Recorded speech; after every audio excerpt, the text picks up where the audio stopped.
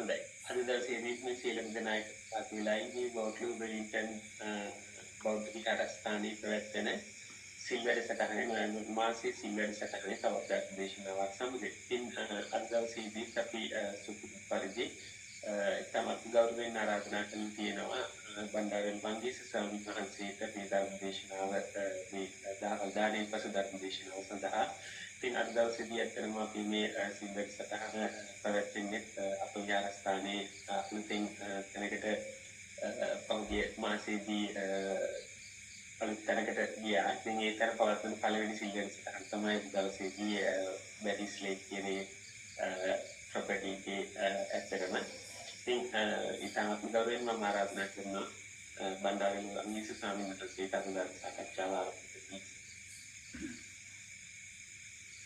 හොඳයි. තෙරුවන් සරණයි සියලු දෙනාටම. මම හිතන්නේ ශබ්දය පැහැදිලිව ඇහෙනවා ඇති සියලු දෙනාට. Recording in progress.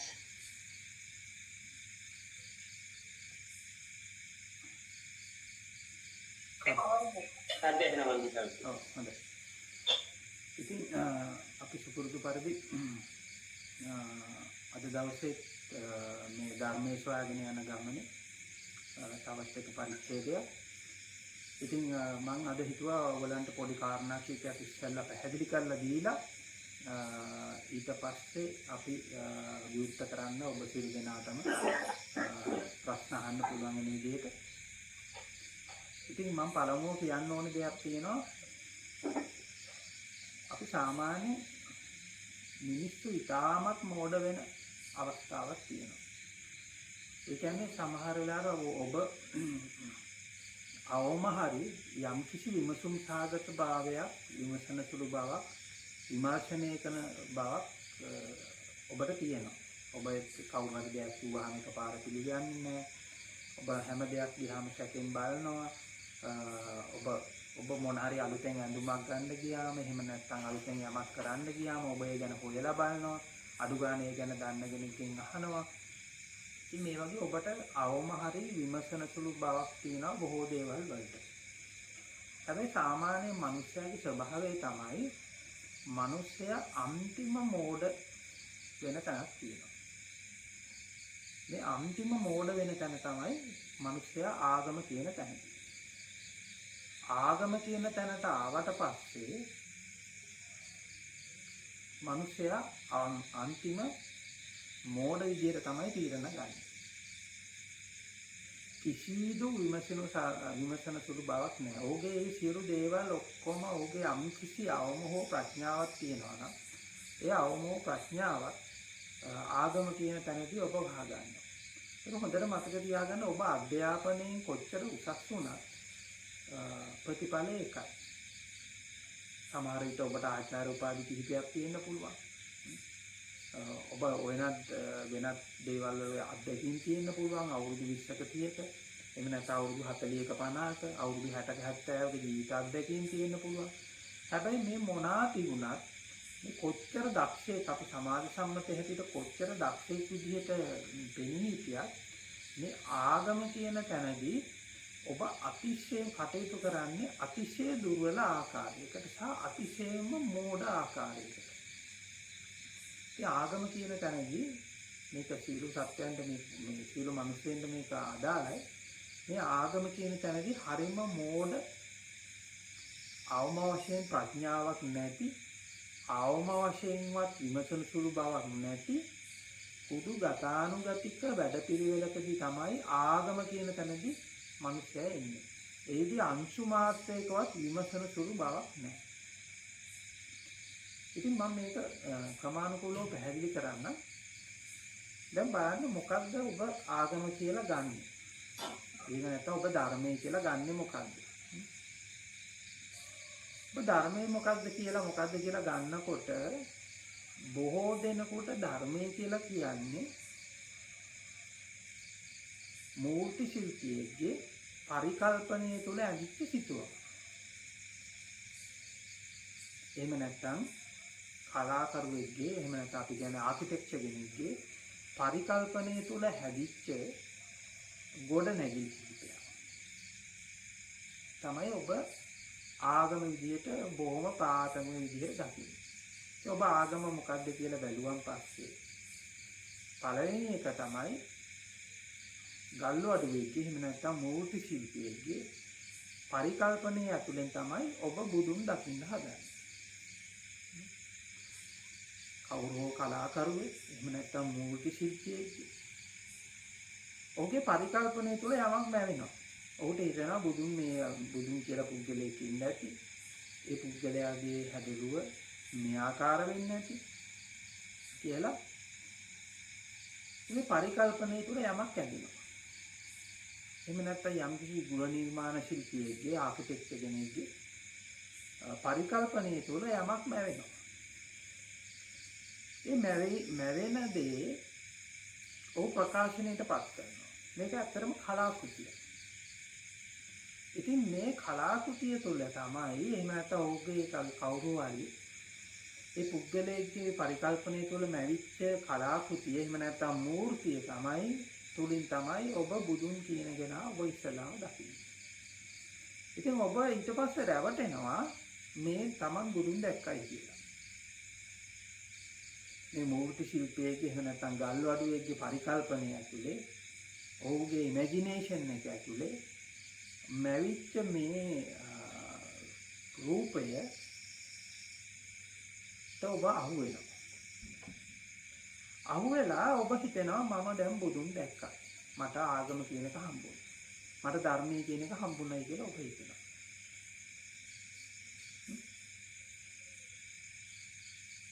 ඉතින් දැන් එහෙම හිතලා දැන් බලන්න ඊළඟට මොකද්ද වෙන්නේ කියලා. ඊළඟට තමයි අපූර්ව දේ වෙන්නේ. හිතන්නේ දැන් ඔබලා සියලු දෙනාම අඩුම ගානේ පාසල් ගිහිල්ලා ඇති. මේ පාසල් ගියාම කවුරුහරි ඔබට ගුරුවරයෙක් යමක් උගන්වනවා. අපි ගණිතයේ විද්‍යාව හරි මොන හරි වෙනත් විෂයක් උගන්වනවා. මේ ඉගෙනුවාට පස්සේ ඔබ මේ ගුරුවරයා කෙරේ ගෞරවයක් ඇති කරගෙන ගෙදර ඇවිල්ලා ඒ ගුරුවරයාගේ ෆොටෝ එකක් අරගෙන ගෙදර තියලා ඒකට වන්දනාමාන කරමින් සිටිනවා. එහෙම නැත්නම් අර ගුරුවරයාගේ මූර්තියක් අඹලා ඒකට වන්දනාමාන කරමින් සිටිනවා. ඉතින් මේ කොයිතරම් මේ වන්දනාමාන කරගෙන හිටියත් අර ගුරුවරයාට ඔබ ගෞරව කරනවාද ඇත්තටම? කවුරු හරි මෙහෙම කර ඉන්නවා දැක්කොත් ඔබ ඔහුට කියන්නේ උම්මත්තකෙක් කියලා නෙමෙයි. හිතමු කාට හරි ඕනි යම්කිසි උපාධියක් ලබා ගන්න. එහෙම නැත්නම් යම්කිසි වෘත්තීය සුදුසුකමක් ලබා ගන්න. එහෙම නැත්නම් යම්කිසි විභාගයක් පාස් වෙන්න. ඉතින් මොකද කරන්නේ? ඔහුට ඒ උගන්වපු ගුරුවරයා. ඔහුට නැත්නම් ඔහුට උගන්වන්න ඉන්න ගුරුවරයා. එහෙම නැත්නම් ඔහු ඉගෙන ගන්න යන ගුරුවරයා. උගක් වෙලාට ඉතින් වෙන්නේ ඉගෙන ගන්න යන ගුරුවරයා. ඔහු මේ විෂය ඉගෙන ගන්න යන ගුරුවරයා ගේ මූර්තියක් අඹලා. එහෙම නැත්නම් ඒකේ ෆොටෝ එකක් ගහගෙන ඇවිල්ලා ගෙදර තියාගෙන ඒකට වන්දනාමාන කරමින් තියෙනවා. එහෙම ගෙදර නැත්නම් විශේෂ ස්ථානයක ඒ මූර්තිය තබලා ඒකට වන්දනාමාන කරමින් සිටිනවා. ඉතින් මෙහෙම වන්දනාමාන කරමින් සිටියයි කියලා මෙහෙම වන්දනාමාන කරමින් ඉන්නවා දැක්කොත් ඔබ ඔහුට කියන්නේ කවුරු කියලා. ඔහු දැන් මේ විභාගයට මේ එහෙම නැත්නම් විභාගයකින් සමත් වෙන්න එහෙම නැත්නම් උපාධියකින් සමත් වෙන්න මේ උත්සාහ කරන පුද්ගලයා ඔහුට උගන්වනවා. ඒ කියන්නේ ඔහු ඉගෙන ගන්න ඉන්න ගුරුවරයාගේ මූර්තියක් හරි එහෙම නැත්නම් ඡායාරූපයක් හරි ගෙනල්ලා ඒකට වන්දනාමාන කරමින් ඉන්නවා. ඒ ඔබට මේක බැලුවොත් අපි සාමාන්‍ය සමාජ සම්මතයේ හැටියට අපි කියනවා හරිම මෝඩයි කියලා. එහෙම නැත්නම් උම්මත්තකෙක් කියලා අපි කියනවා. ඉතින් ඔබ උගක් වෙලාට ඔබ කරන්නේ ඒ උම්මත්තක වැඩේම තමයි. අපි හිතමු යම් කිසි ගුරුවරයෙක් සත්‍ය හොයාගත්තා කියලා කියනවා සාස්ත්‍රවල. ඔබ කරන්නේ ඔහුගේ ප්‍රතිමාවක් හදලා ඒ ප්‍රතිමාවත් හරියටද කියලා දන්නේ නැහැ. මොකද ඒකත් යම් කිසි කලාකරුවෙක්ගේ ගල්වඩුවෙක්ගේ පරිකල්පනය තුළ මෙවිච්ච එකක්. දැන් මේක ලිඛිත සාහිත්‍යයටත් ඒක ගැලපෙන්නේ නැහැ. මොකද ලිඛිත සාහිත්‍ය තුළ ඉන්නේ හිසමුදු කරපු පුද්ගලයෙක් ගැන තමයි සඳහන් වෙන්නේ බුදුන් කියලා. හැබැයි අර ගල්වඩුවගේ පරිකල්පනය තුළ මෙවිච්ච එක ඉතින් සමාන වෙන්නේ සමානලාට අර ජෛන මහාවීරගේ ප්‍රතිමා තියෙනවා. ඒ ප්‍රතිමා වලට තමයි බොහෝ වෙලාවට සමාන වෙන්නේ. ඉතින් අපි මේවා විමසන්නේ නැතුව බලන්නේ නැතුව හේකින් උපන්දා සිට අපේ අම්මා තාත්තා ආච්චි සීයා කරපු එකම ඔය කර කර ඉන්නවා. ඉතින් අපි අර ප්‍රතිමාව ඇතුලෙන් අර ගුරුවරයා හොයනවා. එහෙම නැත්නම් අපි බුදුන් හොයනවා. ඉතින් බුදුන් ඔබට හම්බ වෙන්නේ නැහැ. ඉතින් අපිට අර සාමාන්‍ය දැන් ඔබේ දරුවෙක් එහෙම නැත්නම් ඔබේ තව පොඩි දරුවෙක් එයා විභාගේ පාස් වෙන්න කියලා ගුරුවරයාගේ හරි එයාගේ ගුරුවරයාගේ ෆොටෝ එකක් හරි මූර්තියක් හරි ගෙදර ගෙනල්ලා තියාගෙන ඒකට වන්දනාමාන කර කර හිටියොත් ඔබට පේනවා ඔබ හිතනවා මේ ළමයාට පිස්සුනේ කියලා. හැබැයි ඒ පිස්සුව ඔබ තුල තියෙනවා කියලා ඔබ දකින්නේ නැහැ. ඇත්තටම ගුරුවරයෙකුට කරන්න පුළුවන් ලොකුම ගෞරවය තමයි ඒ ගුරුවරයා යම්කිසි අවබෝධයක් ලැබුවා නම් ඊට වඩා ඒ අවබෝධය හෝ ඊට වඩා අවබෝධයක් ලබා ගන්න. එතනින් එහාගේ අවබෝධයක් ලබා ගන්න. ගුරුවරයෙක්ගේ අවබෝධයක් තියෙනවා නම් ඒ අවබෝධය ලබා ගැනීම තමයි ඒ දැනුම ලබා ගැනීම තමයි එතනින් එහාගේ දෙයක් පත් වීම තමයි ඇත්තටම ඒ ගුරුවරයෙකුට කරන්න ඕන පුළුවන් ලොකුම ගෞරවය. එතනින් මෙහා කරන ඔක්කොම ගෞරවය ඇත්තටම එක විදිහක ප්‍රාථමිකයි. මම අර ඉස්සෙල්ලා කිව්ව විදිහට ආගම කියන තැනදී හැම වෙලාවෙදීම මිනිස්සයා හරිම මෝඩයි. ඔහුගේ අර විමසන සුළු බව ප්‍රඥාශීලී බව කියන එක සම්පූර්ණයෙන්ම අදන් වෙනවා. දෙවෙනියට ඉතින් ඔබ ආගම කියන එක එහෙම නැත්නම් ධර්මයේ කියන එක හොයන්නේ සාහිත්‍ය කරුවෙක්ගේ එහෙම නැත්නම් නවකතා කරුවෙක්ගේ පරිකල්පනයේ තුල නැවිච්ච කතා ගොඩකි. මේ සාහිත්‍ය කරුවෙක් කියනවා. එහෙම නැත්නම් අපි ලියනගෙන පොත් ලියනගෙන. මේ පොත් ලියනගෙන ඔහුගේ පරිකල්පනයේ තුල නැවෙන කතා, ඔහුගේ පරිකල්පනයේ තුල නැවෙන දේවල් වලින් යම් කතාවක් මවනවා. කතා ගොඩක්ම එනවා. ඉතින් මේ කතා ටික විවිධාකාර කාලවලදී විවිධාකාර ලේඛකයන් විසින් ලියලා තියෙනවා. ඉතින් ඒ ඔවුන්ගේ පරිකල්පනයේ තුල මැවිච්ච කතා වලින් තමයි ඔබ දෙවනියට ආගම කියන එක අල්ලන්නේ. එහෙම නැත්නම් ධර්මයේ කියන එක අල්ලන්නේ. ඔබ හිතනවා මේ පරිකල්පනයේ තුල මැවිච්ච යම් කිසි ලේඛකෙක්ගේ පරිකල්පනයේ තුල මැවිච්ච ඒ කතා තුල තමයි බුදුන් ඉන්නේ. හොඳම උදාහරණය තමයි 550 ජාතික.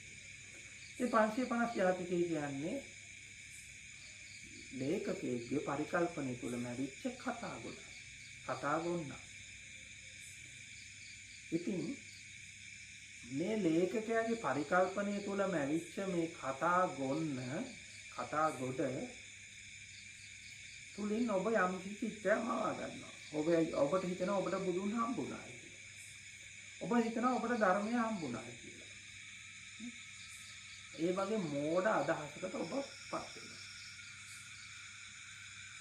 ඉතින් ඔබගේ ධර්මයේ කියන එක මූර්ති ශිල්පයේ පරිකල්පනය ඇතුළත හරි එහෙම නැත්නම් ගල්වඩුවේගේ පරිකල්පනය ඇතුළත හරි එහෙම නැත්නම් කලාකරුවෙක්ගේ කලා නිර්මාණයක තියෙන පරිකල්පනය ඇතුළත හරි එහෙම නැත්නම් ලේඛකයෙක්ගේ කතා ඇතුළේ තියෙන පරිකල්පනය ඇතුළත කොටු වුණොත් ඔබට කවදාවත් ධර්මයේ කියන එක හමු වෙන්නේ නැහැ. ඉතින් මේක හරියට සමාන වෙන්නේ අර පුංචි ළමයි කතන්දර අහන්න කැමති. ඉතින් පුංචි ළමයි කතන්දර අහන්න කැමතිද පුංචි ළමයි පුංචි ළමයා අහන සුරංගනා කතා වලින් පුංචි ළමයා ලොකු ලෝකයක් මවාගෙන ඒක ඇතුලේ අතරමං වෙලා ඉන්නවා. ඒ ළමා ගතියම තමයි ඔබට තියෙන්නේ. ඒ ළමා ගතිය ඇතුලේ ඔබ මේ පරිකල්පනය ඇතුලේ මවාගත්තු මේ සාහිත්‍යයේ කෘතිය ඇතුලේ මවාගත්තු එහෙම නැත්නම් මේ කලාකෘතිය ඇතුලේ මවාගත්තු ඒ පරිකල්පනය ඇතුලේ ඔබ හිර වෙලා ඉන්නවා. ඊළඟට එතනින් උත් එහාට ගිහිල්ලා ඔබ ආගම කියලා කියන්නේ හුදු අන්ධ භක්තියෙන් යුතුව අන්දානුකරණයේ යුතුව ගතානුගතිකව යම් කිසි දේවල් ටිකක් ආයි නැවත කිරීම. ඒක ලස්සන කතාවක් තියෙනවා මෙන්න මෙහෙම කතාවක්. එක්තරා ආරණ්‍යක ස්වාමීන් වහන්සේලා පිරිසක් හිටියා. හාමුදුරුවෝ පිරිසක්. මේකේ නායක හාමුදුරුවෝ පාවිච්චි කරපු පාත්‍රයේ හිලක් තිබුණා. ඉතින් මේ නායක හාමුදුරුවෝ හැමදාම පින්ඩපාතේ වඩිනකොට දැන් පිරිස මේ මොනවාද මේ දාණය දෙනකොට ඒකේ හොදි ಜಾති එහෙම දානෙට පිළිගන්නවා. අර පාත්‍රයේ තියෙන හිලෙන් ඒක වැක්කිරිලා සිගුර දිගේ වැක්කිරෙනවා. ඉතින් ඒක වළක්වන්න මේ නායක හම්බුව කරන වැඩේ මේ පාත්‍රයේ මේ හිලට ඇඟිල්ලක් තියාගන්නවා යටි. ඉතින් මේ පාත්‍රේ හිල තියෙන්නේ කොහෙද කියලා හොයාගන්න බැරි නිසා පින්ඩපාතේ යන්න ලෑස්ති වෙනකොට නායක හම්බුව කරන්නේ පාත්‍රය අරගෙන මෙහෙම උඩට තියලා ආසට තියලා බලනවා. එතකොට ආසට තියලා බැලුවම පේනවා පාත්‍රේ හිල තියෙන තැන. ඊට පස්සේ එතනට ඇඟිල්ල තියාගෙන යනවා. ඉතින් අර පිටිපස්සෙන් යන පිටිපස්සේ දැන් මේ පින්ඩපාත පිටිපස්සෙන් වදින මේ ගෝල හාමුදුරුවෝ ටික දැන් නායක හාමුදුරුවෝ කරන්නේ මේක තමයි මේක මොකක් හරි විශේෂ චාරිත්‍රයක් හරි එහෙම නැත්නම් පාත්‍රයට ගෞරව කිරීමක් වෙන්න පුළුවන්. ඉතින් මේ කන පාත්‍රයට කරන මේ ගෞරව කිරීමක් විදිහට තමයි මේක කරන්නේ. අපිත් ඒක කරන්න ඕන කියලා අර පිටිපස්සේ ඉන්න අය ඔක්කොම මොකද කරන්නේ? අර පාත්‍රය අරගෙන මෙහෙම අහසට අල්ලලා යනවා. දැන් මේ නායක හඳුරෝ මේක දකින්නේ නැහැ. මොකද නායක හඳුරෝ තමයි ඉස්සරහින් යන්නේ. මේ පිටිපස්සේ අය මේක කරනවා කියලා දකින්නේ නැහැ. ඉතින් මොකද වෙන්නේ? දැන් අනිත් අයගේ පාත්‍රවල හිලක් නැහැ.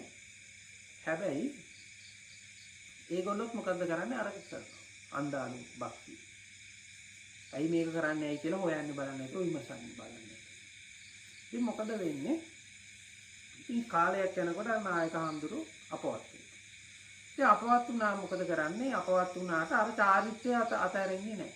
හැමෝම මොකද කරන්නේ? ඉතින් පස්සේ පහළ වෙච්ච ඒ සේනාසනේ හිටපු හැම හාමුදුරු කෙනෙක්ම අන්දානුභක්තිය අර පින්ඩපාතේ වඩින්න යන්න හරි ධම්මවල ගන්න දානේ බාර ගන්න හරි ලෑස්ති වෙනකොට මොකද කරන්නේ? පාත්‍ය අරගෙන මෙන්න මෙහෙම ආසට මෙහෙම කරලා ආයිති.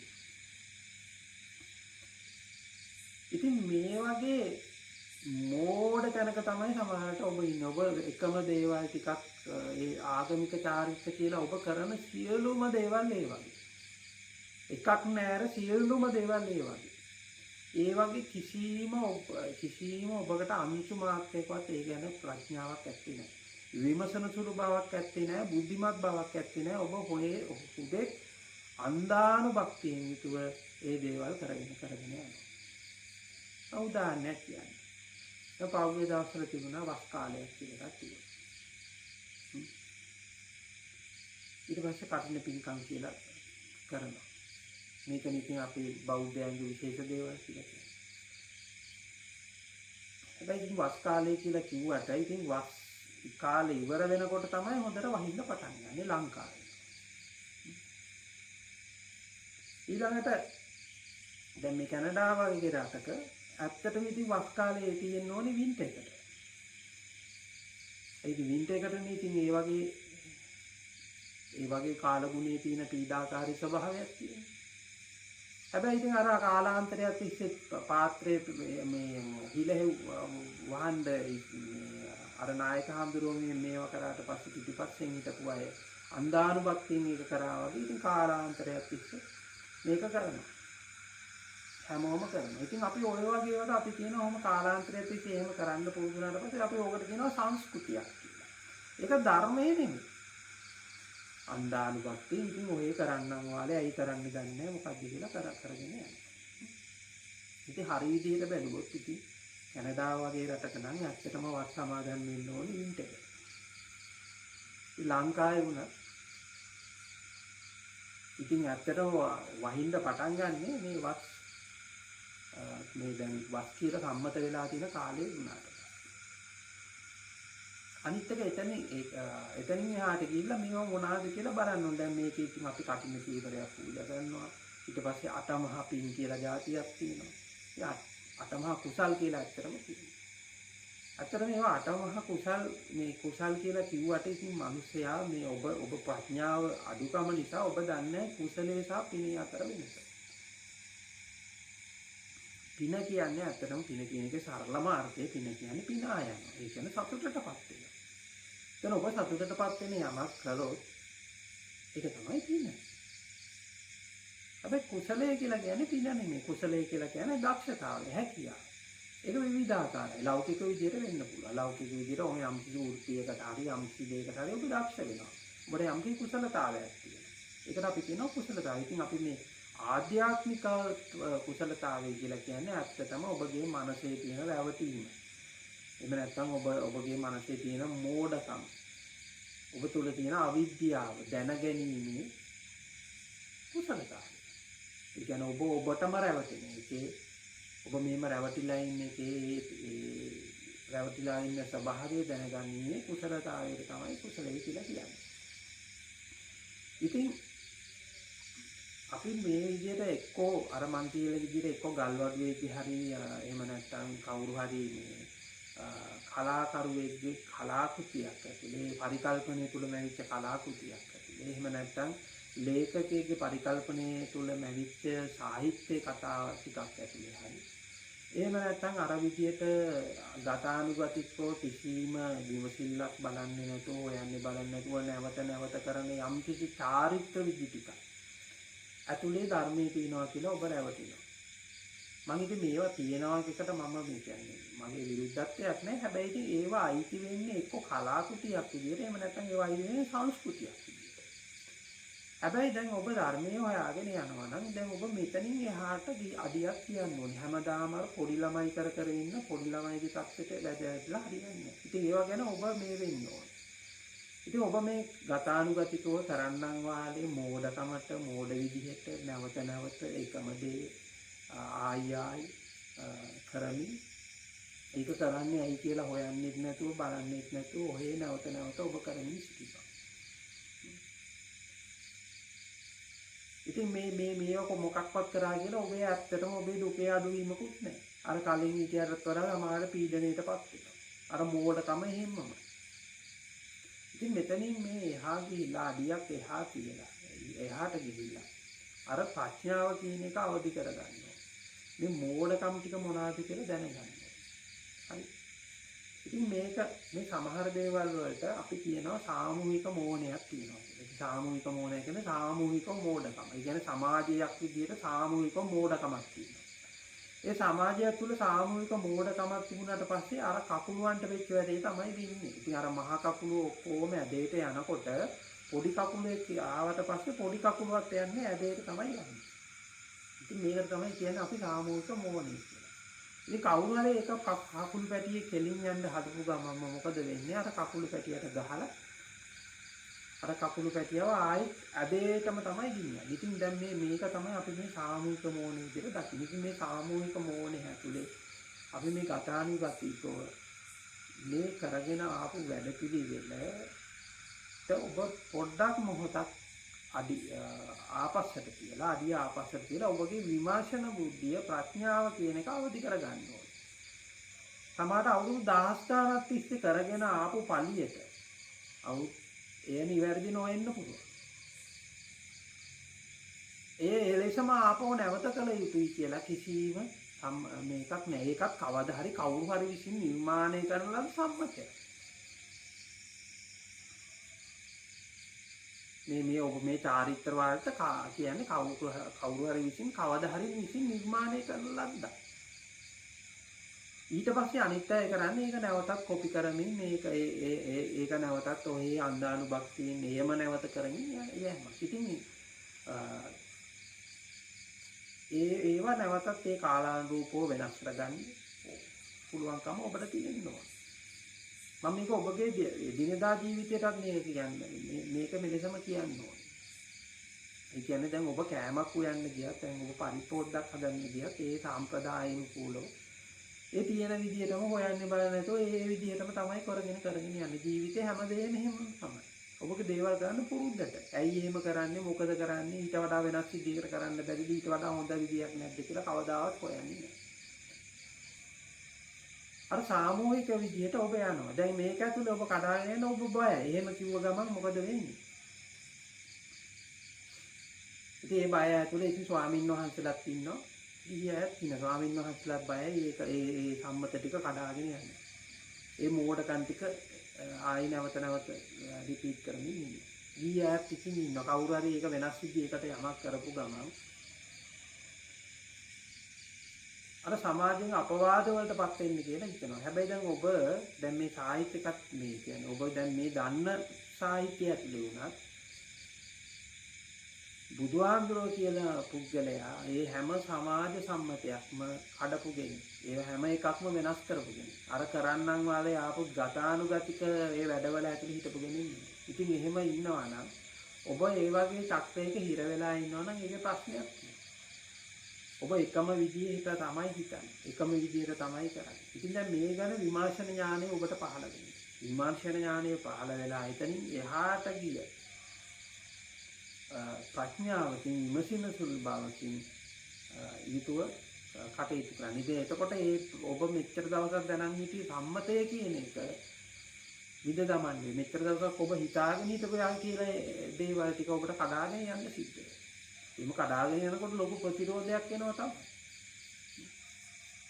ඔබ ඇත්තටම ඔබට නිදහස් වෙන්න ඕන නම් මේ ප්‍රතිරෝධය ඔබ මැඩ පැවැත්වීම. ඔබට ඉස්සෙල්ලාම මේ ප්‍රතිරෝධයෙන් ඔබගේ ඇතුළාම ඒ බය. හැබැයි ප්‍රතිරෝධය ඇතුළට ඉර වුණොත් ඔබ කරන්නේ ඔබ අර අපි අර එක එක්කිනා හැමෝම මේ රවට්ට ගත්ත අර රැවටීම තුළ ඉන්නවා. මේවා ලංකාවෙත් මේවා වෙලා තියෙනවා. එක්තරා ගහක මුල් වගේක් තියෙනවා. ඉතින් කවුරු හරි එතනට ගිහිල්ලා බලලා ඒ මුල් ටික දිහා බලලා කියනවා මේක නිකන් බුදු පිළිමයක් වෙනවා වගේ. මුලින් කියපේ කියන නිකන් බොරුවට වගේ කියන්නේ. අනිත් අය රවට්ටන්න වගේ. පේන්නේ නැද්ද උතන බුදු පිළිමයක් වගේ බුද්ධ රූපයක් වගේ උතන මේ හැදෙමින් ඉන්න අර ගහේ මුල් වල. ඊට පස්සේ කොහොම මොකද කරන්නේ මේකට දෙතුන් දෙනා එකතු වෙනවා. ඊට පස්සේ දහස් ගණනක් එනවා. දහස් ගණන් මේකේ වට වෙලා ඉතින් හැමෝම කියනවා ඔව් අර පේන්නේ අර හරිය නිකන් පාද වගේ. අරක නිකන් අත් දෙක වගේ.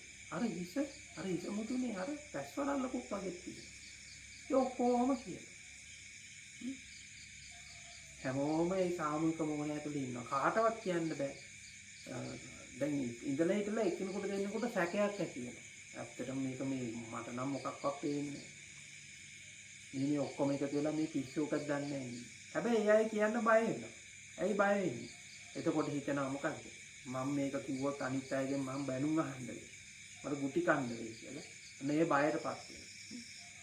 ඔක ලස්සන වැඩි ඕක නෙමෙයි. අර මුලින් අර බොරුවට කියපු මිනිස්සයා ඉන්නව නේද?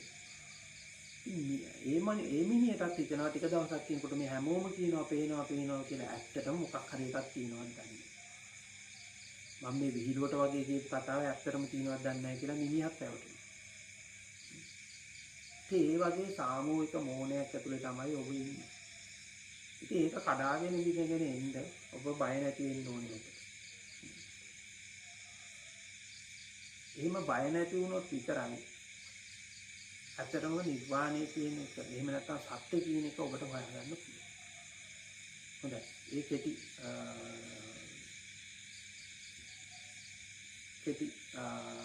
පැහැදිලි කිරීමක් සමගම ඉතින් මම ඔබට බාර දෙනවා ඔබේ පැත්තේ කියන ප්‍රශ්න ඉදිරිපත් කරන්න කියලා. අපි මේ ප්‍රශ්න වලට ඊළඟට ක්‍රමානුකූලව සාකච්ඡාව ගොඩනගමු.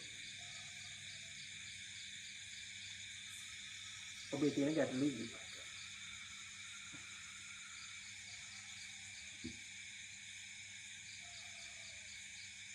ස්වාමීන් වහන්සේ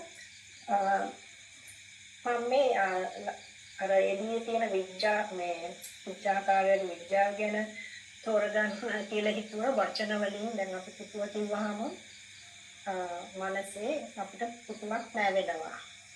මේ වගේ මේ තත්ත්වය දැන් ඒ වගේ දැන් මට හිතුණා අද මෙහෙට ස්නෝ වැටලා හින්දා දැන් චූටි බබෙක් අවුරුදු මාස 3ක විතර ගානේ මේක ස්නෝ ටික පෙන්නුවොත් වැටෙන එක එයාට වචන නැහැනේ. හැබැයි ඇස් දෙක හොඳට පේනවා. දැන් එතකොට කොහොමද කියලා දැන් ඒ අර වහන්සේගේ රාම්දේවන්ට පුතු වල හැප්පිලා පස්සේ මේ වෙන වගේ එහෙම එකක්ද එතන වෙන්නේ? නෑ ඒකට දැන් තමන්ගේ ආපස්සට යන්න හර්ෂණ. තමන්ගේ ආපස්සට යනකොට ඔබට පේනවා දැන් ඔබ බොහෝ දේවල් දැන් ඔක අපි දෙකක් තියෙනවා. ඒ දෙකක් තමයි එකක් තමයි ඇත්තටම මේ ඔබගේ අත්දැකීම. ඒ කියන්නේ ඔබගේ අත්දැකීම ඔබට දැනෙන දේ. එතකොට මේ අත්දැකීම සහ ඒ අත්දැකීම ගැන හැදිච්ච කතන්දර ටික. ඒ කියන්නේ ඔබ එක එක තැන් වලින් අහගත්තු දැනගත්තු කතන්දර ටික. දැන් ඔබ ස්නෝ කරනවා කියන එක ගමුකෝ. එතනදී ඔබගේ අත්දැකීම එකක්. ඒ ගැන ඔබ අහලා දැනගත්තු මේ කතන්දර වලින් හදාගත්තු පින්තූරය තව එකක්. ඉතින් දැන් ඒ කියන්නේ දැන් අපි මේකට නමක් පවා දෙනකොට අපි අත්දැකීම කියන එක ඉක්මවා යනවා. ඒ කියන්නේ ඔබ අත්දකින්න දේ ඉක්මවා යනවා. ඉතින් ඉස්සලාම මේ තියෙන්නේ මේ මූලික වශයෙන් මේ අත්දැකීම කියන තැනට ඔබ ගියොත් ඒ අත්දැකීම කියන තැන මූලික වශයෙන් සාපේක්ෂව සුද්ධයි. හරිද? ඊට පස්සේ මේ ඔබ අහගත්තු කතන්දර ටික මේකට නමක් දාලා මේ නමක් කියන්නේ ඇත්තටම ඒක නම කියලා කිව්වට අපි මේ නමක් කියන්නේ කතාවක්. ඒ කියන්නේ දැන් ඔබ හිතන්න ඔබ නිකන් ওই શબ્දයක් දානවා කියලා. අකුරු කීපයක් එකතු කරලා શબ્දයක් දෙනවා කියලා. අකුරු කීපයක් එකතු කරලා શબ્දයක් දුන්න පළියට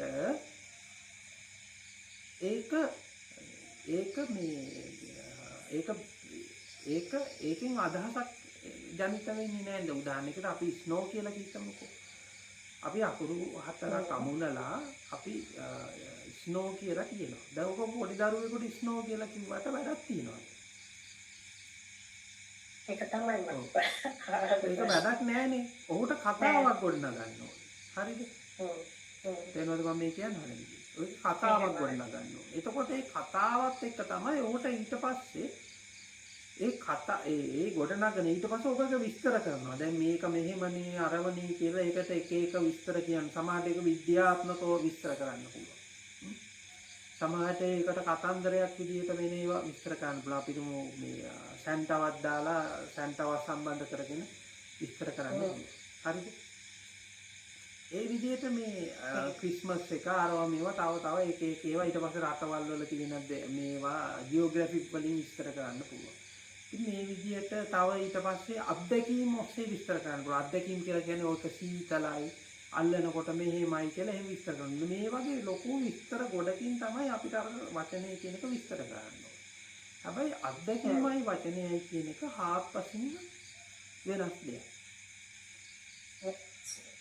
ඊළඟට මේ වචන වලින් තමයි අපි තවත් ඒ කියන්නේ වචනත් ඇත්තටම සංකල්ප ගොන්නක එකතුවක්. ඒ සංකල්ප ඔස්සේ අපි තවත් සංකල්ප ගොන්නනවා. හරි. ඊට පස්සේ සංකල්ප ඇතුලේ අර මං කලින් විදිහට කිව්ව විදිහට අර ඉමැජිනේෂන් එක ඇතුලේ යන්න පුළුවන් අන්තිම කෙලවරටම යනවා. ඉතින් හැබැයි ප්‍රශ්නේ තියෙන්නේ මේ ඉමැජිනේෂන් එක ඇතුලේ ගොඩනගන මේක ඇතුලේ ඒක ඉමැජිනේෂන් එකක් විදිහට තිබ්බට ප්‍රශ්නයක් නැහැ. ඒ කියන්නේ ඒක බව දැනගෙන පාවිච්චි කරාට ප්‍රශ්නයක් නැහැ. හරි. හැබැයි ඉතින් මේ සුරංගනා කතා ටික එකපාරම ඇත්ත වෙනවා. හරිද?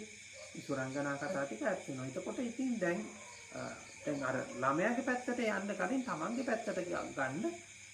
තමන්ගේ පැත්තට ගියන් පස්සේ තමන් ඒකේ මට්ටම් තුනක් ගැන මට කතා කරන්න පුළුවන්. පළවෙනි එක අත්දැකීම. දෙවෙනි එක තමයි අත්දැකීම ඔබ දැන් මතක් කරගන්න. හරි. දැන් අපි හිතමු සීතල කියලා. හරි. ඒ කියන්නේ අපි හිම අල්ලනකොට ඔබට අතට දැනෙන සීතල කියලා හිතන්න. මම මේ අතට දැනෙනවා කියලා කිව්වට මේක ඊට වඩා ටිකක් එහාට ගැඹුරට යනවා. හරිද? ඒක එකක්. හරිද? ඊට පස්සේ ඒ දැනීම අපි මතක් කරගන්න. ඒ මතක් කර ගැනීමයි දැනීමයි කියන්නේ දෙකක්. ඒ කියන්නේ මතකයේ තුල ගොඩ නැගෙන එකයි අරක කවදාවත් සමාන වෙන්නේ නැහැ. ඒක දෙකක්. ඊළඟට දැන් මේකේ තියෙන විස්තරය. උදාහරණයක් විදිහට මේක අතට දැනෙනවා. හරි. මේක අතට දැනෙනවා කියන එක. මේක අත ආපු එක. ඊළඟට අත කියලා එකක් ආපු එක. දැනෙනවා කියලා සංකල්පයක් ආපු එක. අතක් කියලා ආපු එක. සහ මේකට ඊට පස්සේ සම්බන්ධ වෙලා තියෙන වෙනස් කතන්දර ක්‍රියා ගොඩක් ඕවත් එක්ක බැලුවාම ඔන්න තව එකක් හැදෙනවා. මේ තුන්වෙනි එක හරීම සංකීර්ණයි. ඒක මෑවෙන ලොකු කතා ගොඩක් තියෙනවා. ඉතින් එතකොට මේක තුනක් එතකොට. හරිද? දැන් මේ වෙලාවේ මේ මොහොතේ තියෙන්නේ මොකද්ද? දකින්න කියන්නේ ස්නෝ ඔක්කොම එකතු වෙච්ච කතාවක් නේද සමහරවිට. ඔව්. මේකේ හුඟක් වෙලාවට මේ පළවෙනි මට්ටම නෙමෙයි හුඟක් වෙලාවට එන්නේ 2යි 3යි තියෙන්නේ. ඉමේජිනේෂන් එක ඇතුළේ තියෙන එක තමයි තියෙන්නේ. ඔය පළවෙනි මට්ටමට එන්න පළවෙනි මට්ටමේ තියෙන්නේ බොහොම සීමිත දෙයක්.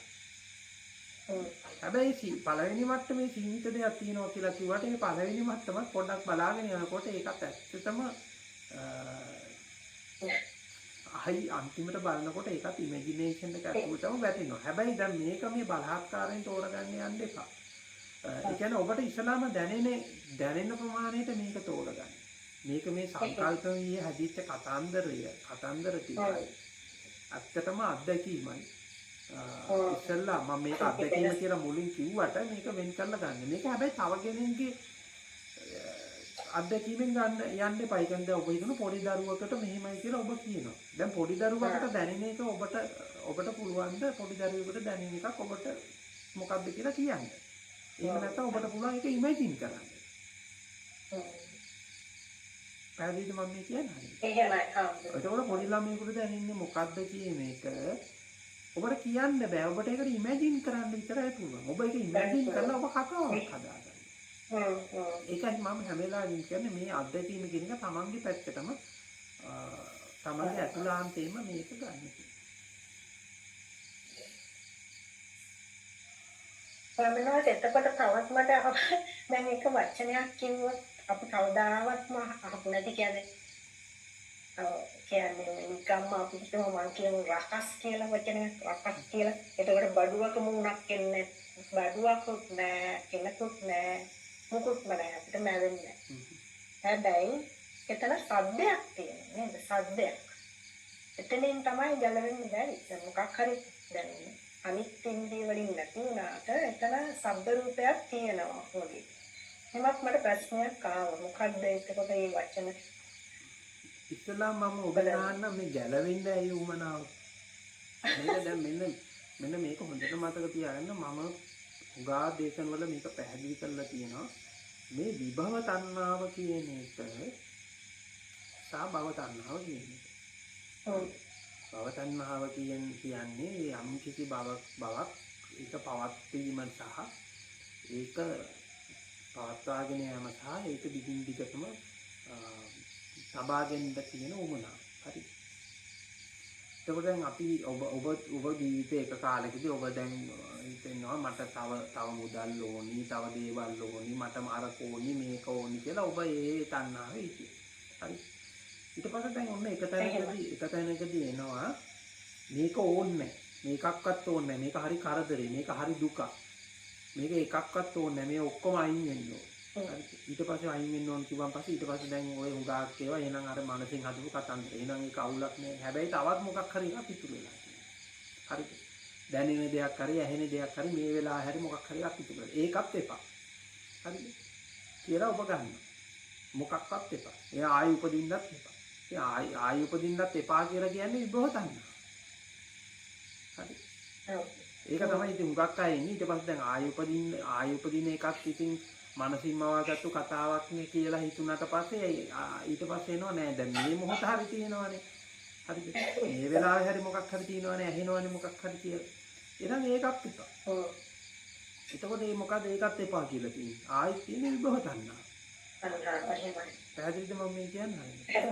එතකොට භව තණ්හාවත් වගේම විභව තණ්හාවට භව තණ්හාවට වඩා හපම විභව තණ්හාව. ඊට වඩා ඒක දුකකටපත් කරනවා.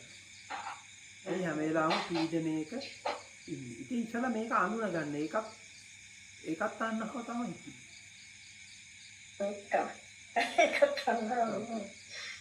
මරි ගැලවිලා මේ මොකක්වත් නැති කරන්න නැති අර නැති කරන්න දින ඕමන. නැති කරන්න හදන්න එපා. ඒ දේවල් ඒ වෙලාවට ඒ තියෙන දේවල් ඔබ ඒ තියෙන දේවල් සමග ඉන්න. බොහොම සරලව ඉන්න.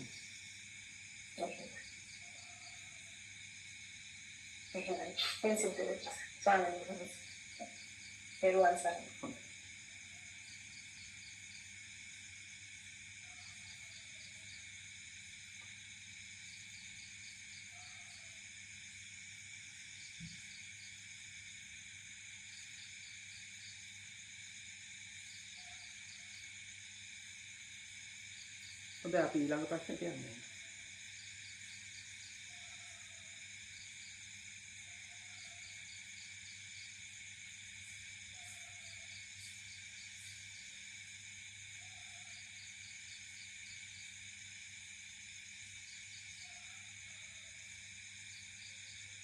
තෙරුවන් සරණයි හාමුදුරනේ. ඔව් අහන්න.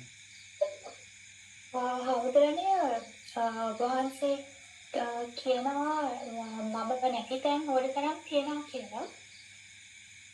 ඔව්. මම නැති තැන් ඕන තරම් තියෙන වෙලාවක දැන් මම ඇති තැන ඒ විදිහට බාර අරගෙන අපි හිටියොත් ඔය කියන හැටියට ඒකේ විදිහට විඳගෙන දැන් මම නැති තැනකුත් තියෙනවා නම් මොකක්ද මේකේ මොකක්ද ඒකට කියන්නේ මොකක්ද මේකේ තේරුම කියන එකෙන් අදහස් කරන්නේ. ඒ කියන්නේ හවුදනේ දැන් අපිට දැන් අපිට ප්‍රමිලන්ට් වෙන දේවල් එක්ක අපි ජීවිතේ ගෙවනවා. එතකොට එතන විඳින දේ ඒක ඒ හැටියට අවබෝධ කරගෙන තේරුම් අරගන්නවා සෙටල් වෙනවා කලබලයක් වෙන්නේ නැතුව. හැබැයි ඔබ වහන්සේ කියුවා මම නැති වෙන අවස්ථාවලුත් තියෙනවා. ඒ කියන්නේ සිටිවිල්ල කියන එකට මම ටැග් වෙන තැන තමයි මට මාව ඉන්න බව දැනෙන්නේ. හැබැයි සිටිවිල්ලට මම ටැග් නොවන අවස්ථාවක් තියෙන්න පුළුවන්. එතකොට හමුදුනේ අර දැන් ඔය කියන හැටියට එහෙම එන්නකොත් එහෙම ස්ට්‍රීම් එකකුත් මේ පැවැත්ම ඇතුලේ තියෙනවා නම් අපි මොකක්ද අර මම ඉන්න තැන සෙටල් කරගෙන යන ගමනේ පරමාර්ථය. ඒක මෙන්න මෙහෙම එකක් මම ඔබට මෙහෙම කතාවක් කියන්න. පළවෙනි එක තමයි අපිට එක වෙලාවක තියෙනවා ලොකු ආවේගයක්. යමක් පිළිබඳ තියෙනවා ලොකු ආවේගයක්. හරිද? ඊළඟට ඇත්තටම මේ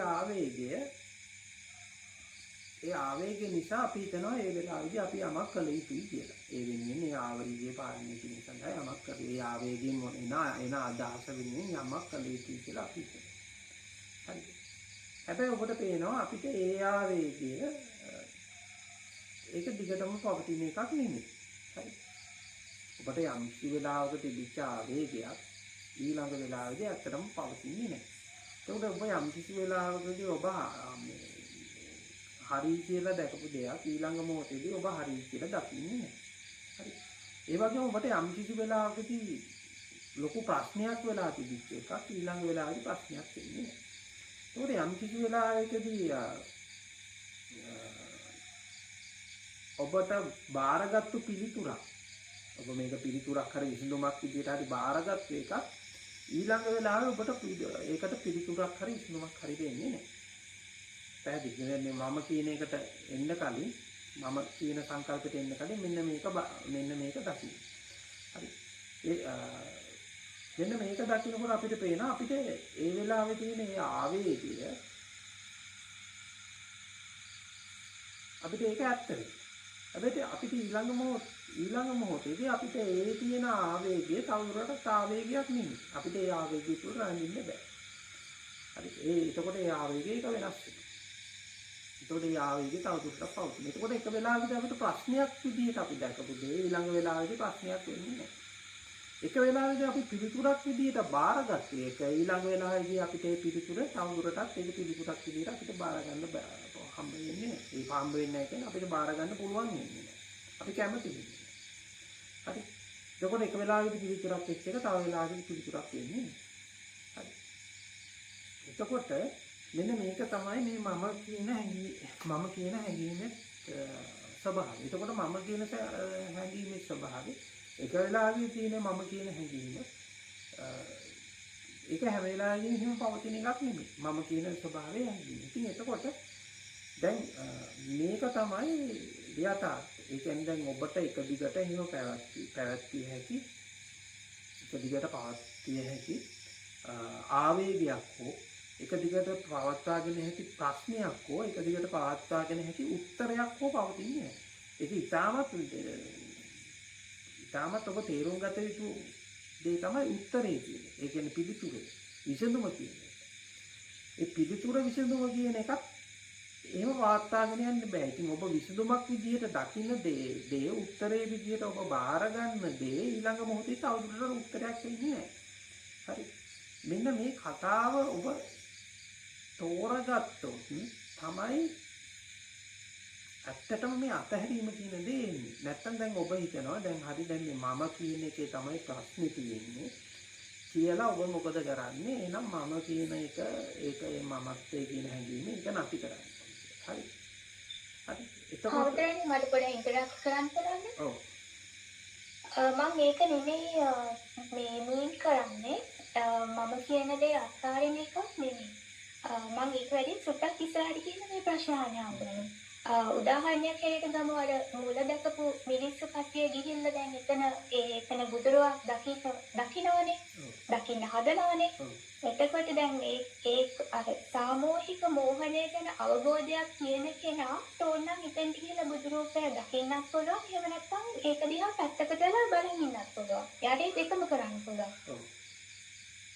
එතකොට හවුදරනේ මම අහන්නේ එහෙම සෙටල්මන්ට් එකට ආපු පමණින්ම එයාට තියෙන්නේ මේ පවතින ලෝකයේ තුල තියෙන උපේක්ෂාව විතරයි නේද? එයාට ඒ කියන්නේ එයාව එතන සෙටල්මන්ට් එක විතරයි නේද ඉන්නේ. නමුත් ඒකද මේ සත්‍යය කියන්නේ. ඒ සෙටල්මන්ට් එකද මේ අල්ටිමේට් අවසානාත්මක සත්‍යය කියලා කියන්නේ. පළවෙනි දේ තමයි මට ඔබට කියන්න තියෙන්නේ උපේක්ෂාව නෙමෙයි උපේක්ෂාවක් ගැන නෙමෙයි මම කතා කරන්නේ. හරිද? උපේක්ෂාව කියන්නේ ඇත්තටම එක ස්වභාවයක් විතරයි. අර මම කලින් කිව්ව එක ස්වභාවයෙන් එක ස්වභාවයක් විතරයි. උපේක්ෂාවටපත් වෙනවා කියන එකත් එක ස්වභාවයක් විතරයි. ඉතින් මේ මනුස්ස චින්තනය තුළ පහළ වෙච්ච එක අදහසක් තමයි ඒ කියන්නේ මේක පහළ වෙන එක අදහසක් තමයි මේ අර සුපිරි තත්ත්වය කියන්නේ. අති විශේෂ තත්ත්වයක් කියන එක. ඇත්තටම නිර්වාණය කියලා දෙයක් ඇත්තටම පවතින්නේ නැහැ. හරි. මේ නිර්වාණය කියන එක මේ බොහෝ ආගම් වල මේ මොක්ෂයක් විමුක්තියක් සුපිරි තත්ත්වයක් පිළිබඳ තියෙන අදහස තියෙනවා. ඇත්තටම නිර්වාණය කියන එක ඇත්තටම කෙලින්ම බෞද්ධ එකට ආපු එකකුත් නෙමෙයි. ඒ කියන්නේ මේ නිර්වාණය කියන එක මේ ඒ කියන්නේ වචනේ පාවිච්චි කරලා යම්කිසි පණිවිඩයක් දෙන්න. හරි.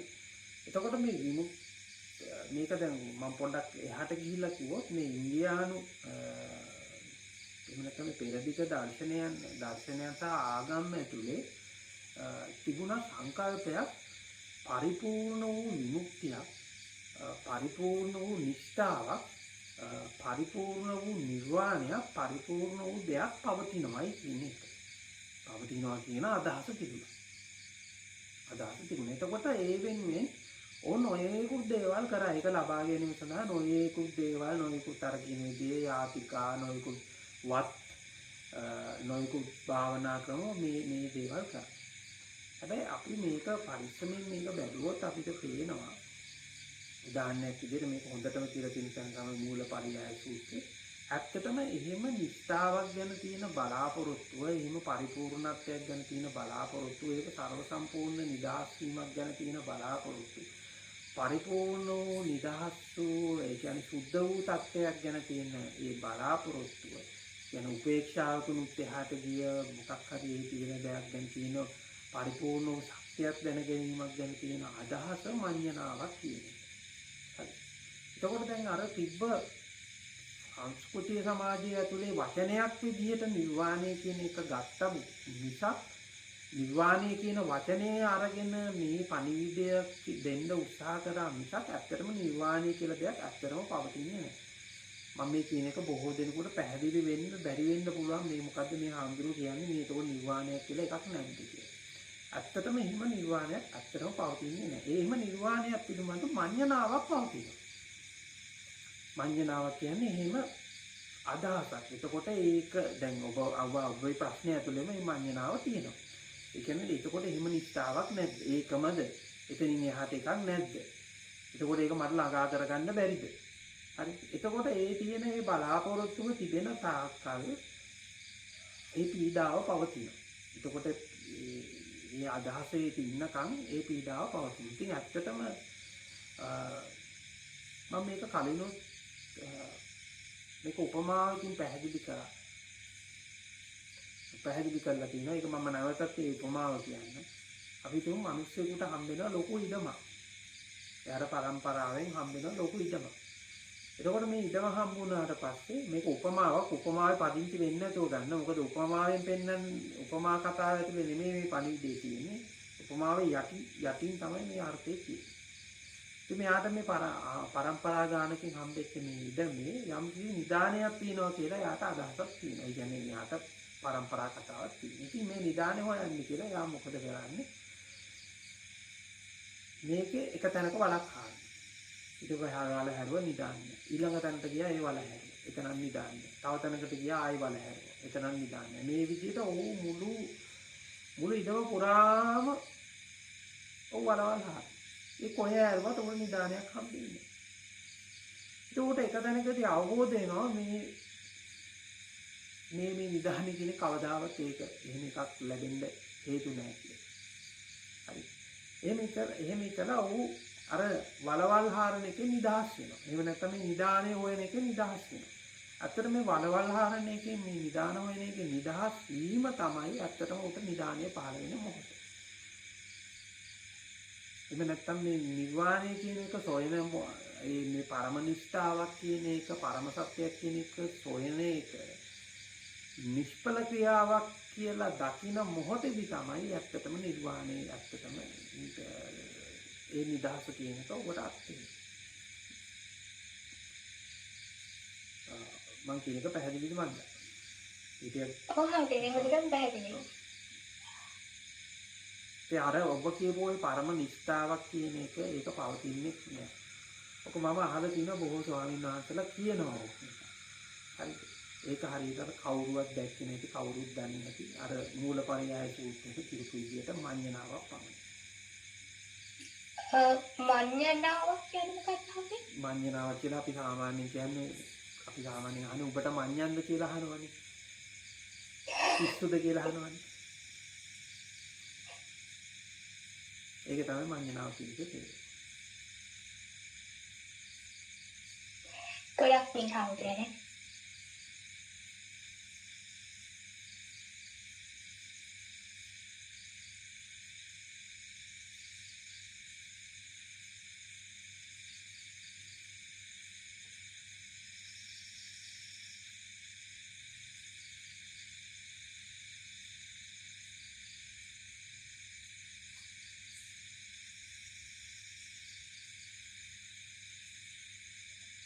ස්වාමීන් වහන්සේ ඔව් සම්පූර්ණ. මේ කිය අපි දැන් කතා කරන මේ අවබෝධයටපත් වීම කියන කාරණාවටපත් වෙන්න මේ මහාන වීමේ තියෙන අවශ්‍යතාවය මොකද ස්වාමීන් වහන්සේ? ඒක සමිත මහාන වීම කියන එක සම්පූර්ණයෙන්ම අපි දැන් සම්මත මහාන වීම කියන එක සම්පූර්ණයෙන්ම ඒක සංස්කෘතික කාරණයක්. සංස්කෘතික කාරණයක් කියලා කියන්නේ අපි ඕක දැන් ත්‍රිපිටකයේ සඳහන් වෙනවා කවුරු සමණේ කියලා කියනවා කවුරු සමණේ කියනවා උපාසක බික්කු බික්කුණී උපාසක උපාසිකා කියන 4 දෙනාම පනවනවා. ඒක සංඝ කියන්නේ කවුද කියලා බික්කු බික්කුණී උපාසක උපාසිකා කියන 4 දෙනාම පනවනවා. ඒ කියන්නේ ගිහියනුත් අයිති වෙනවා සංඝ කියන තැනට අවබෝධයක් ඒ කියන්නේ යම් කිසි විදිහට තමන්ගේ තියෙන මේ මෝඩකම තේරුම් ගත්ත තැනකදී.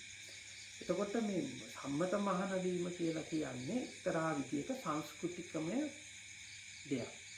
හැබැයි ඒක හොඳකුත් තියෙනවා. දැන් හොඳකුත් තියෙනවා කියලා කියන්නේ මෙන්න මෙහෙම හිතන්නකෝ. දැන් මිනිස්සයා කරන්නේ තමන් ඉපදුනාට පස්සේ තමන්ගේ වටේ හැදෙනවා යම් කිසි සම්බන්ධකම් ගොඩක්. එතකොට මේ සම්බන්ධකම් වල ඔහු හිරකාරයෙක් වෙනවා. එතකොට ඔහු මිනිස්සයා එකම දේ සමහර වෙලාවට ඔහු රැකියාව කියලා හිතන්නකෝ. ඕ මේ එකම රැකියාව තමයි ඕ කාලාන්තරයකදී ආයෙම උදේට නැගිටිනවා ආයෙ යනවා ආයෙ එනවා ආයෙ යනවා එකම දේ කරනවා. ඔයාට මේක තමන් බොරුවක් කියලා දන්නවා. මේ කරන වැඩේ මහා පට්ටපල් බොරුවක් කියලා දන්නවා. ඒකත් දැනගෙන ඌට වෙන විකල්පයක් නෑ. ඌ ඒකම ආපහු කරගෙන ඉන්නවා. අර තියෙන සම්බන්ධකම් ඇතුළේ ඌ දුක් ඇතුළේ ඉන්නවා. ඉතින් මෙන්න මේක යම් කිසි දෙයක් තෝරගෙන මෙන්න මේ සයිකල් ටික කඩලා දැම්මා. ඒ සම්බන්ධකම් ඉක්මවා ගියා නම් මේ අර එකම බොරුව ඇතුලේ එකම චක්‍රය ඇතුලේ ඉන්න මේ චක්කානුකූල වෙන්න වැඩ පිළිවෙල කඩලා දැම්ම නම් අන්න ඒක තමයි ඇත්තටම සමනත්වයේ කියලා කියන්නේ. සැබෑ සමනත්වයේ කියන්නේ. හැබැයි දැන් ඔබ එතනින් අයින් වෙලා ආයෙත් මේ එකම රටාවකට එකම දෙයකට එකම චක්‍රයකට අහු වුණා. ඒකේ තේරුමක් නැහැ. දැන් උදාහරණයක් විදිහට අපි දැන් දැනට තියෙන මේ බුද්ධ ශාසනය සහ මේ දැන් පැවිද්ද කියන එක ඇතුලේ දෙකක් තියෙනවා. ඒක ඇතුලේ ඇත්තටම සමනත්වයේ කියලා එකක් තියෙනවා. ඒක නිදහස් වීම කියන එකක් තියෙනවා. ඒ වගේම මේක ඇතුලේ පූජක කියන වෘත්තියක් මේක ඇතුලේ තියෙනවා.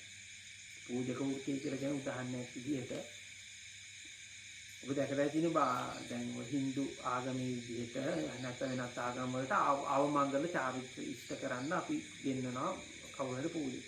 විවාහ චාරිත්‍ර කරන්න කවුරු හරි පූජකයෙක් ගෙන්නනවා.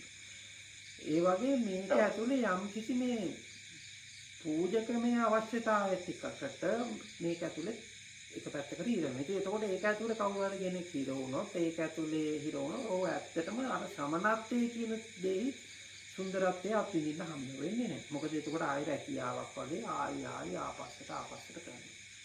මගේ මේ හිතවත් ස්වාමීන් වහන්සේ නමක් මට කියලා තියෙනවා.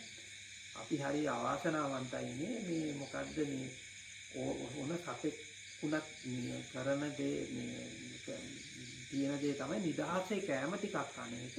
හැබැයි අපිට ඒකත් නැහැ. ඒ නිදාසේ කැම ටිකක්වත් ගන්න විදිහක් නැහැ. ඒකත් අර පොලිමට ඉඳගෙන අර වෙනම විශේෂ විදිහට මේවා කරගෙන ඉර වෙලා මම කියන එක ඔබට තේරෙන්නේ නැහැ. මොකද ඒක පූජකමේ අවශ්‍යතාවය. ඒකට මිනිස්සුන්ට අවශ්‍යයි යම් කිසි සංකේත ටිකක් විදිහට මේක ගෙනල්ලා ඒ යම් කිසි අර කල්චරල් උත්සවයක් විදිහට මේක පවත්වන්න. පැහැදිලිද මම මේ කියන්නේ? එතකොට දැන් හැබැයි මේක ඇතුලේ සමනත්වය කියන එකක් තියෙනවා. ඒ කියන්නේ සමනත්වය අර කියන චක්කවලින් නිදහස් වෙලා එන්නේ. ඉතින් හැබැයි ඒ චක්කවලින් නිදහස් වෙලා ඇවිල්ලා ඕනනම් ආයි චක්කවල පැටලෙන්නත් පුළුවන්. හරි. ඔව්. තවත් ඊටහපන් අවුදාරාවක පැටලෙන්නත් පුළුවන්. ඉතින් අර සමනත්වය කියන එක ඔබගේ මනසේ ස්වභාවයක් නිසා ඇත්තටම මේක අර සංස්කෘතිය ඇතුලේ තියෙන එකක් නෙමෙයි. මේක සංස්කෘතියේ ඒ තියෙන ඒ කතාව ඔබට උදව්වක් වෙන්න පුළුවන්. පසුබිමකට උදව්වක් වෙන්න පුළුවන්. හැබැයි ඒක වෙන විදිහකට හරි ඔබට කරගන්න පුළුවන් නම් ඒක කිසි ප්‍රශ්නයක් නෑ. අවබෝධයටපත් වෙනවා කියන කාරණාවට උදව්වක් වෙනවා ස්වාමීන් වහන්සේ. අවබෝධයට කියන පත් වෙන කියන කාරණාවට උදව්වක් නෑයි කියලා මම කියන්නේ නෑ. මොකද ඔබ මේ චක්‍රයක් ඇතුලේ මෙහෙම එක විදිහට මෙහෙම කැරකි ඉන්නකොට පැහැදිලිද මම මේ කියන්නේ හරියටද? මෙහෙම කැරකි ඉන්නකොට ඔබට කාය වේගයේ චිත්ත වේගයේ නෑනේ. දැන් උදාහරණයක් විදිහට මෙහෙම හිතන්නකෝ.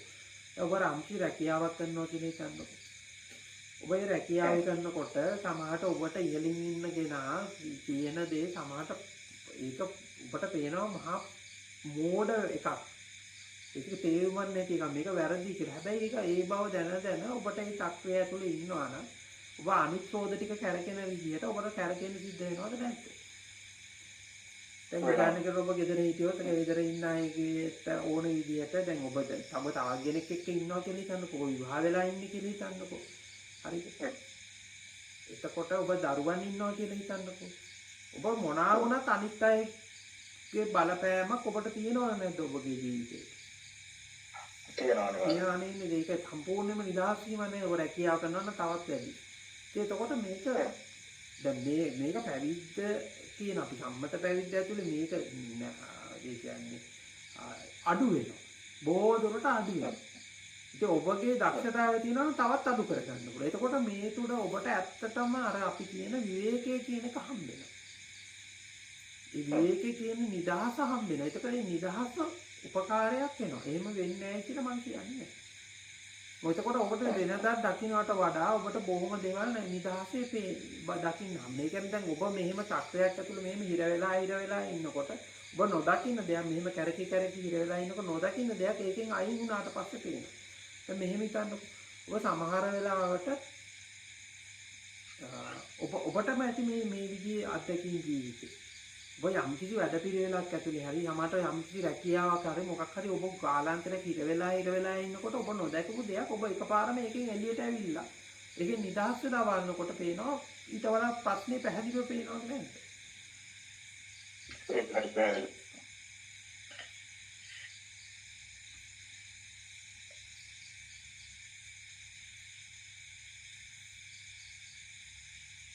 හොඳයි අපි ඊළඟ ප්‍රශ්නට යන්න පුළුවන්.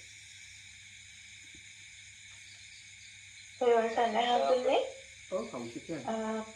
මට ප්‍රශ්නයක් තියෙනවා දැන් ඔය කිව්ව දේ ගැන තමයි. දැන් අපි දැන් day to day වැඩ කරනකොට දැන් අපි හම්බුරු කියවනේ දැන් අතර මහාන වුණා නම් එතන යම් විවේකයක් තියෙනවා. එම කියලා එක ඔය අම්තන හම්බුරු තියෙන හරිය.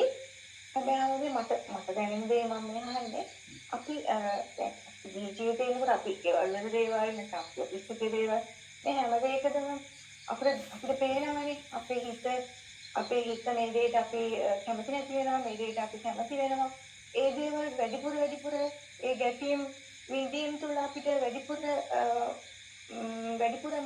පෙනීමක් දැනෙනවා නේද අපි නිස්කලංකව පෙනුනට පස්සේ ඕනේ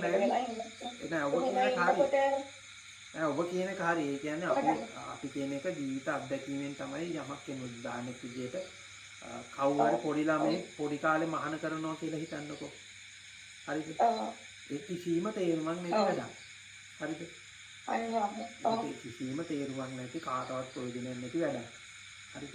මොකද ඔහුට ජීවිත අත්දැකීම් නැහැ. ඔය යමක් දැනගෙන නෙවෙන්නේ මේව කරන්නේ. එතකොට මේකේ තියෙනවා පිළිවෙලක්. ඒකට පළවෙනි එක තමයි ආස්වාදයේ කියන්නේ. ඒ කියන්නේ ඔබගේ ආස්වාදයේ කියනකොට ඒ වෙනුවෙන් ඔබ ජීවිතේ යනවා. එතකොට ඒ වෙනුවෙන් ඔබ කරන්න ඔබ රැකියාවක් කරනවා ඉන්න පුළුවන්. ඔබ දේවල් එකතු කරනවා ඉන්න පුළුවන්. මේක ඇතුලේ ලොකු තියෙනවා ගැටීමක්. මේක ඇතුලේ ලොකු ඒ වැඩ පිළිවෙලකට බහිනවා. එතකොට මේ වැඩ පිළිවෙලට බහිනකොටම ඒකේ ඔබ ආදීනව ටිකුත් දකින්න. මේක ඇතුලේ මේ අත්දැකීම ඇතුලේ ඔබට බොහෝ දේවල් එනවා. මේක ඇතුලේ ඔබට බොහෝ ඒ කියන්නේ ඔබ මේ වෙලාවේදී ඔබගේ මනස වැඩ කරන විදියක් එක්ක මේ හැප්පෙන එකක් එක්ක ඔබ දකින්නකොට ඔබ බොහෝ දේවල් ටිකක් දකින්න. එතකොට ඒ තුලින් තමයි නිස්සරණය කරා යන්නේ. එතකොට නිස්සරණය කරා යනකොට අතහැරීම කියන එක ඉබේම වෙන දෙයක්. ඒක කවුරුහරි ඇත්තටම ආස්වාදේ සහ ආදීනෝ කියන දෙක තෝරගත්තා නම් මේ වැඩපිළිවෙල ඇතුලේ තියෙන කතාව හරියට තෝරගත්තා නම් අතහැරීම කියන දේ ඉබේම වෙන දෙයක්.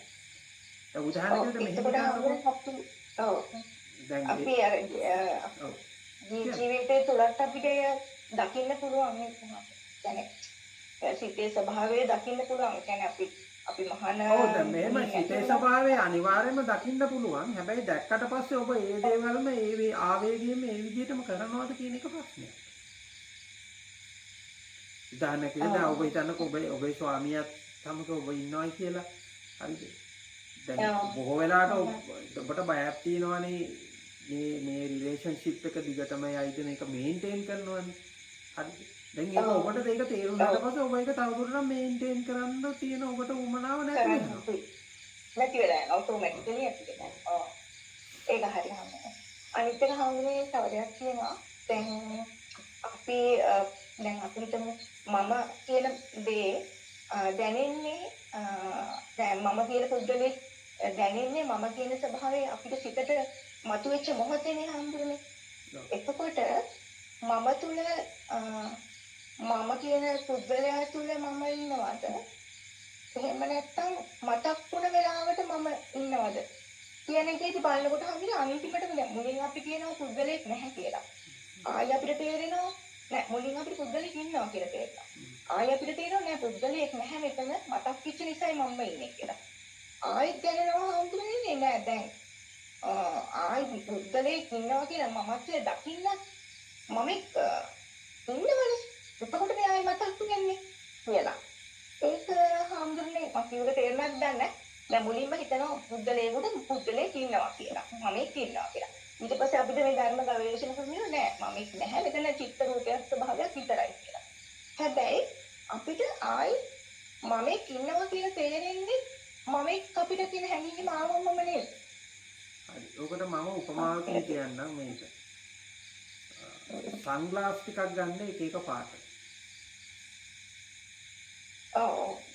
හරි. රතු පාට, කහ පාට, නිල් පාට, කොළ පාට. එකින් එකක් ඉස්සෙල්ලා දාලා බලන්න. ඒකට ඔබ රතු පාට. ඊළඟට ඒක ගලවලා තව එකක් දාලා නිල් පාටට පෙන්න. ඊළඟට ඒක ගලවලා දාලා කොළ පාටට. කොළ පාට. දැන් ඔබ කිව්වා හරියට ඒ වගේ. ඔකේ මොකද්ද හරි දේ කියලා කිව්වොත් එහෙනම් ගන්න. පුපුත් කියන්න බෑ. ඔව්. හරි හම්බුනේ ඒක තේරුණා.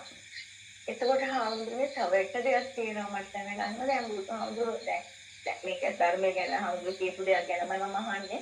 ඒ හම්බුරුවෝ කියලා තියෙනවා මේ පිටාද නොසිත වෑයම්ද නොකඩ මම මේ ඕගේ සත්‍යය කරා කියලා හම්බුරුවෝ කිව්වකේ ඒ දේශනාව අපේ හම්බුරුවෝ කියනවා මම ඒ දේශනාව අහලා තියෙනවා. එතකොට මෙතන අපි සාමාන්‍ය කිසිම දෙයක අන්තයකට යන්නේ නැතුව පිහිටලා ඉන්නේ නැතුව නැත්නම් කිසිම අන්තයකට යන්නේ නැතුව කියන්නේ ඇත්තටම අන්ත කියන එක තේරෙනවනේ අපිට පිහිටලා ඒ අන්තේ ඉන්නේ තේරෙත් නැත්නම් ව්‍යායාම කරනවා කියලා එතන අදහස් කරන්නේ අපි හඳුනේ අපි ලොකු ව්‍යායාමයක් කරලා ඒකෙන් දැන් සමහරවිට මේ දුකින් නිදහස් වීමේ ව්‍යායාමයක් ගන්නවා කියලා අපි ඇත්තටම අපේ හඳුනේ කැමිලුම් කියන අපිට තේරෙනවා අපි මේ හැම වෙලේම මේ ඒකද හඳුනේ එතන අදහස් කරන්නේ කියලා මම. ඔව් දැන් මම අර ඉස්සෙල්ලා කිව්වේ විවහ තණ්හාව මේ ගැලවෙන්න ඕනි අයින් වෙන්න ඕනි කියන එකක් වෑයමක් නේ. හරිද? ඊළඟට දැන් මම ඔබට කිව්වා අන්තගාමී වෙනවා කිව්වන් පස්සේ දැන් අර අම්මා ඒ කියන්නේ මතවල ඉන්න එපා. මතවල ඉන්න එපා කියන්නේ ඔබ ඉන්නවට මට මට නිදහස් වෙන්න නම් මම මහාන වෙන්න ඕනේ මම මේ තියෙන එකම ඇති කියලා ඒ දෘෂ්ටියක ඉන්න එපා. ඒ වගේම අනිත් පැත්තට කවුරු හරි දෘෂ්ටියක ඉන්න එපා නෑ මේ අනිවාර්යයෙන් මේකේ නිදහස් වෙන්න නම් මේ ඔක්කොම අතහැරලා දාලා මම යන්න ඕනි කියලා එහෙම මතයක ඉන්නත් එපා. හරි. තේරුණාද මම ඒ වගේ කිසිම එහෙම මතයක ඉන්න එපා. මතයක හිර වෙලා ඉන්න.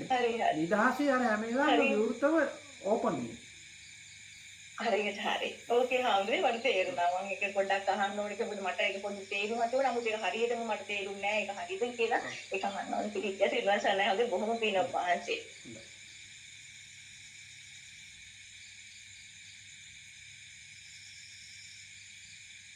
දෙවන් සරණ අපේ හැමෝටම. ඔව් ප්‍රදීප්.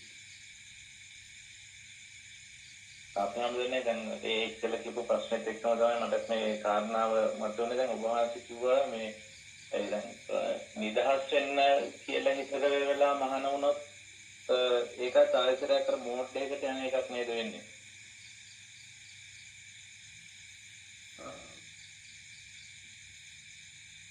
එහෙමයි. දැන් එහෙම දැන් අපි දැන් නිදහස් වෙනවා කියලා දැන් ඔබ වහන්සේම කියනවා දැන් අපිට එක එක මෝඩ් වලට යන්න එපා කියලා. කියන්නේ දැන් මහාන වෙනවා දැන් මෙහෙමයි දැන් මෙහෙම එකක් තියෙනවා ප්‍රදීප් දැනුත් ඉන්න මෝඩ් එකකටනේ. ඉතින් තව මෝඩ් එකකට මාරු වෙලා බැලුවා කියලා කිසි ප්‍රශ්නයක් නැහැ. එහෙම මාරු වෙන්න ඕනේ. මෙහෙම ඒක මාරු මම කියන්නේ එහෙම මම ඔකට උත්තරේ දුන්නා කලින් එක්කිනාට මම කවුසිට උත්තරේ දුන්නා. එහෙම මාරු වෙන්න ඕනිමයි කියලා දෘෂ්ටි එකක් ඉන්න එපා. එහෙම මාරු වෙන්න ඕනේ නැහැ. ඒකත් අවුලක් ඒකත් මෙහෙම එකක් ඒකත් මෝඩ් එකක් කියලා එහෙම දෘෂ්ටියක ඉන්නත් එපා. නිදහසේ ඉන්න. මොකද මම හොඳට මම දැකලා තියෙන දෙයක් තියෙනවා. නිකන් නිවන් කියන්නේ මහාන වෙන්න ඕනි කියලා හිතාගෙන ඉන්න ඒ ගැන කතා කරන ඒම ඕනි කියලා හිතාගෙන ඉන්න කවුරුවත් මහාන වෙන්නේ නැහැ. ඒ වගේම මහාන වෙන්න කියන්නේ මහාන වෙන එක ප්‍රතික්ෂේප කරලා අයින් කරලා ඒකෙන් අයින් වෙන්න හදන අයට තමයි අතටම මහාන වෙන්න වෙන්නේ. උදාහරණයක් විදිහට මට එතකොට අපි හමුදුනේ දැන් අර ඒක කිව්වා ඒක ඉස්සෙල්ලා ප්‍රශ්න අපලා කිව්වා මෙහෙම දැන් අපි වැඩ කරනකොට යනකොට ඒ වැඩ කරන වෙලාවේදී අපිට ඉන්න ඉහළ නිලධාරි හරි පහළ ඉන්න කෙනෙක් හරි ඒ වගේ ප්‍රශ්නයක් දෙනවා මෝඩ ගොම් වැඩක් කරනවා කියලා.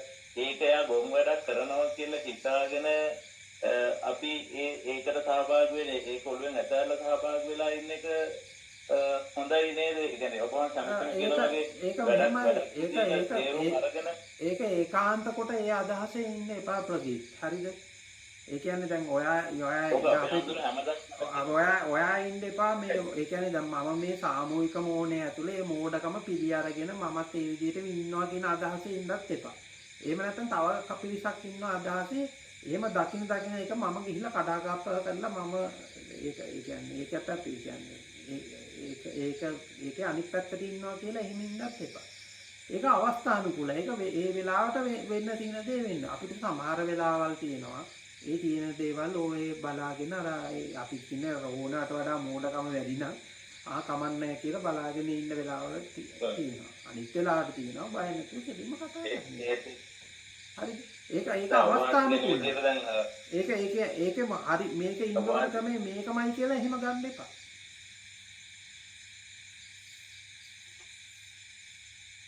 දැන් උන්වහන්සේ කියන විදිහට ඇත්තම දැන් එහෙම ඉන්නකොට අපි ගෙදරින්ද මමයි වයිෆයි දැන් මමයි වයිෆයි ගෙදර ඉන්නකොට දැන් ඉස්සර තිබිච්ච තරම් ගැටියෙ මත ගැටියෙ නැතුව දෙන්න දෙපැත්තේ ඉන්නකොට තවත් ඊට වැඩිය ටිකක් ළඟින් ඉන්නවා වගේ තමයි දැනෙන්නේ. ඒ කියන්නේ දැන් ඉස්සර මත ගැටියෙම දිනකොට හැමතිස්සෙම මත ගැටියෙම වැඩි හින්දා මොකක්ද කියනකොට යා මොකක්ද දැන් අපි දැන් එහෙම දෙයක් ගැන කතා නොකර ඉන්න තවත් මැදිම වැඩි වගේ දෙයක් තමයි තේරෙන්නේ.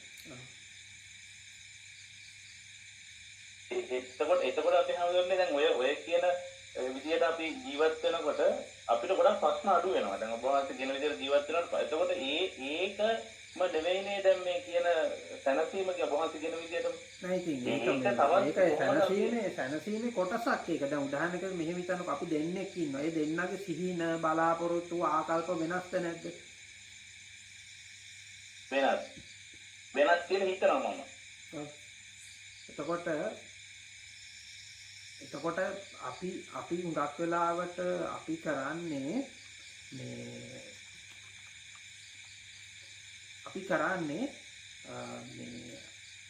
අපේ ඇජෙන්ඩා එක ඇතුළට එහෙම නැත්නම් අපේ මේ මොනවාද අපේ තියෙනවානේ අපේ සිහිනය ඇතුළට එහෙම නැත්නම් අපේ වැඩපිළිවෙල ඇතුළට මේ අනිත් අය ඈඳ ගන්නනේ බලන්නේ. අපිට මේ මිනිස්සු පේන්නේ අපිට මේ වැඩ කරව ගන්න ඉන්න අපේ මේ සිහිනය සාක්ෂාත් කරගන්න එහෙම නැත්නම් අපිට වැඩ කරලා දෙන්න අපිව සතුටු කරන්න ඉන්න කට්ටියක් කියලානේ අපි හිතන්නේ. එතකොට අපි කරන්න හදන්නේ අපි තව කෙනෙක්ගේ සිහිනයක් හරි ආකල්ප හරි වෙනස් කරන්න උත්සාහ කරනවා අපේ ඇතුළට ගන්න අපේ සිහිනය ඇතුළට ගන්න. හරිද? ඇත්තටම දැන් මේ අපි මේ සාමාන්‍ය සම්ප්‍රදාය ඇතුලේ අපි මේ ස්වාමි පුරුෂය බිරිඳ කියලා අපි නම් දෙකක් දාලා තියෙනවා. එහෙම නැත්නම් දරුවා අම්මා තාත්තා කියලා. හැබැයි මේ දාලා තියෙන එක ඇතුලේ අපි නොදැනුවත්වම ඒක ඇතුලේ අපේ මේ ඇතුලේ අපේ සිහිනය සාක්ෂාත් කරගන්න තමයි උත්සාහ කරන්නේ. ඔය හැමෝටම එයාට වෙනස් වූ අනන්‍ය වූ ආකාර ටිකක් තියෙනවා.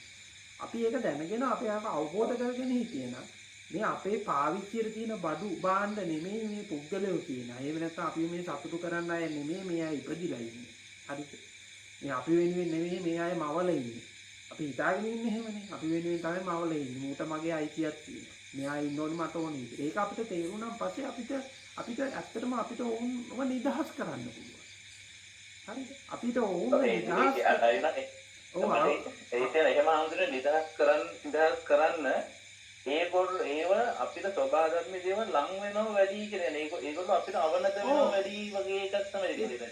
ඔව් ඉතින් අපි මෙහෙම ඒක තවත් අපිට ඒක වෙනතට වැඩි අවනතයි. ඒ කියන්නේ අපි ඒක බඩෙන් අල්ලගෙන ඉන්නවට වැඩි අවනත දෙයක්. පතික් වුණත් දරුවෝ වුණත් වයිෆ් වුණත් අපි වෙනසට වැඩි ඒගොල්ලෝ දැන් අපි අතාරින්න ඒගොල්ලෝ තව තවත් අපිට ආදරේ වැඩි වෙනවා හරි නම් ඒ කියන්නේ ඒක කොහොමද කියන්නේ මම කියන එක තේරෙන්නේ මම කලින් දේශනාවේ කියලා තියෙනවා ප්‍රදීප්. ඒ කියන්නේ මේ දූෂිත භාවයෙන් අඩුම සම්බන්ධය තමයි මිත්‍රත්වය කියන්නේ. මිත්‍රකම අපි මිත්‍රත්වයේ තුලදී අනිත් කෙනාව පාලනය කරන්න යන්නේ නැහනේ ලොකුවට අඩුයිනේ. හරිද? එතකොට ඇත්තටම අර අනිත් හැම සම්බන්ධයක්ම එක්තරා විදිහක දේශපාලනිකයි. අපි ඒක ඇතුලේ අපි අපේ පාවිච්චි වෙන්නේ. එතකොට අපි අර මිත්‍රත්වය කියන එක තැනට ගියාන් පස්සේ මිත්‍රත්වයේ තුල තමයි ඇත්තටම සැබෑ ආදරය තියෙන්නේ. ඒ කියන්නේ අපි මේ කල්යාණ මිත්‍රත්වයක් ගැන කතා කරන්නේ. මේ මිත්‍රත්වයේ තුල අපි අනිත් කෙනාව නිදහස් කරලා තියෙන්නේ. අනිත් කෙනාව ඒ කියන්නේ අනිත් කෙනා අපිට තියෙන පාවිච්චි කරන වඩු භාණ්ඩයක් විදියට අරගෙන නැහැ. එතකොට අපි සමාජයට යාට අවශ්‍ය විදියට යාට උදව්වක් කරනවා වෙන්න පුළුවන්. එච්චරයි. එපමණයි. හරි. එතකොට මේ නිදහස් වීම තුල තමයි ඇත්තට මේ මිත්‍රත්වයේ කල්යාණ මිත්‍රත්වයේ තුනේ. එතන තමයි ඇත්තටම හැම හරියට විදියට ගත්තොත් ආදරේ කරුණාව මෛත්‍රී කියන එක තියෙන්නේ. අනිත් හැම එකක් තුළම තියෙන්නේ ඒ වේශයෙන් තියෙන කෑදරකම තමයි තියෙන්නේ. කෑදරකම. රහස් කියන මට ප්‍රයෝජනයක් ගන්නවා. අද අපි ඊළඟ ප්‍රශ්නෙට යමු.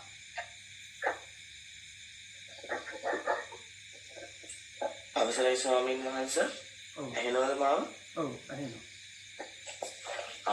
ස්වාමීන් වහන්සේ දැන් ස්වාමීන් වහන්සේ කියනවානේ කනකොට කන්න සාමාන්‍ය උදාහරණයක් විදිහට වෙන දෙයක් ගැන හිතන්න එපා කියලා. දැන් ඒකට ඇවිදිනවා නම් අපි ඇවිදිනවා. අපි සාමාන්‍ය වෙලාවෙදි සමහරම වෙනදා හඳුනගෙන බණ අහන්න කලින් දැන් කනවා නම් ඉස්සෙල්ලා කන එක ගැන හිතනවා. කන එක හොඳයිද මේවා කන එක හොඳයිද? එහෙම නැතුව ස්වාමීන් වහන්සේ කියනවා කනවා නම් ඉස්සරහා ගැනවත් පස්ස ගැනවත් මොනවා හිතන්නේ නැතුව කන එක කන්න කියලා. ඒ අවස්ථාවේදී ස්වාමීන් වහන්සේ කනේ කන කියනකොට මම ඉතින් ඒක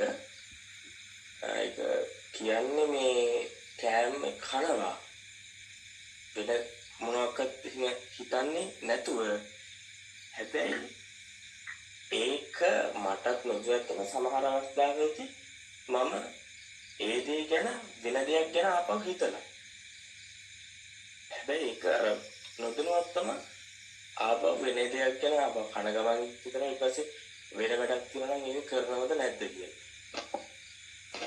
ඒක කාර්යයක් කරේ අපි යන මේකට ප්‍රතිරෝධයක් වගේ වෙනම නේද ඒක. ඒක බලස්ප ගන්න විදියක් නෑ. නෑ සංජය මේ කියන්නේ මොකද්ද මම කියපු දේ ඔබ වැරදියටයි තෝරාගෙන තියෙන්නේ. හරිද? ඉතින් මම කිව්වේ නෑ. ඒ කියන්නේ මම කියලා නෑ. ඒ කියන්නේ අපි අර ওই තියෙන අර එක භාවනා ක්‍රමිකුත් තියෙනවානේ. දැන් අත්මදිනකොට මදිනවා කියලා හිතා ගහමදි. හරි. ඊළඟට කනකොට ඔන්න දකුණු අත ගියා බත් ඇනුවා දකුණු අතෙන් ගෙනාවා කෑවා කියලා ඔන්න එහෙම හිතාගෙන ඒ තැන ඉඳන් කන්න. මං කියන්නේ එහෙම කතාවක් නෙමෙයි. දැන් උදාහරණයක් විදිහට දැන් ඔබ කියවනේ දැන් ඔබගේ මේක ඇතුලේ මේක ගිහිල්ලා කියලා. එහෙට මෙහෙට ගිහිල්ලා සිතුවිලි එහෙට මෙහෙට ගිහිල්ලා කියලා මම කියන්නේ ඒක යන්න දෙන්න. ඒකට ප්‍රතිරෝධයක් හදන්න යන්න එපා.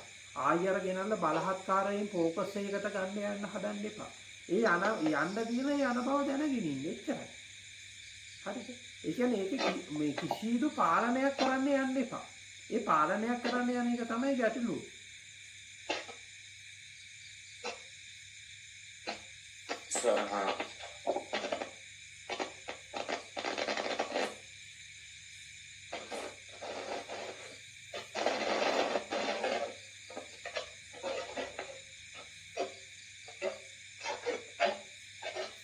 ප්‍රශ්නේ පැහැදිලි නෑ.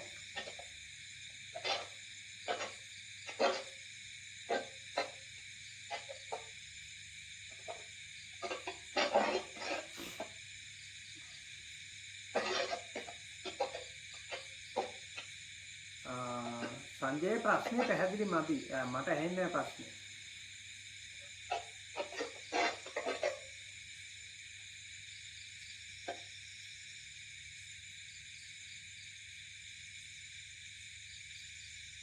අද අපිට තව විනාඩි 10ක වගේ වෙලාවක් තියෙනවා.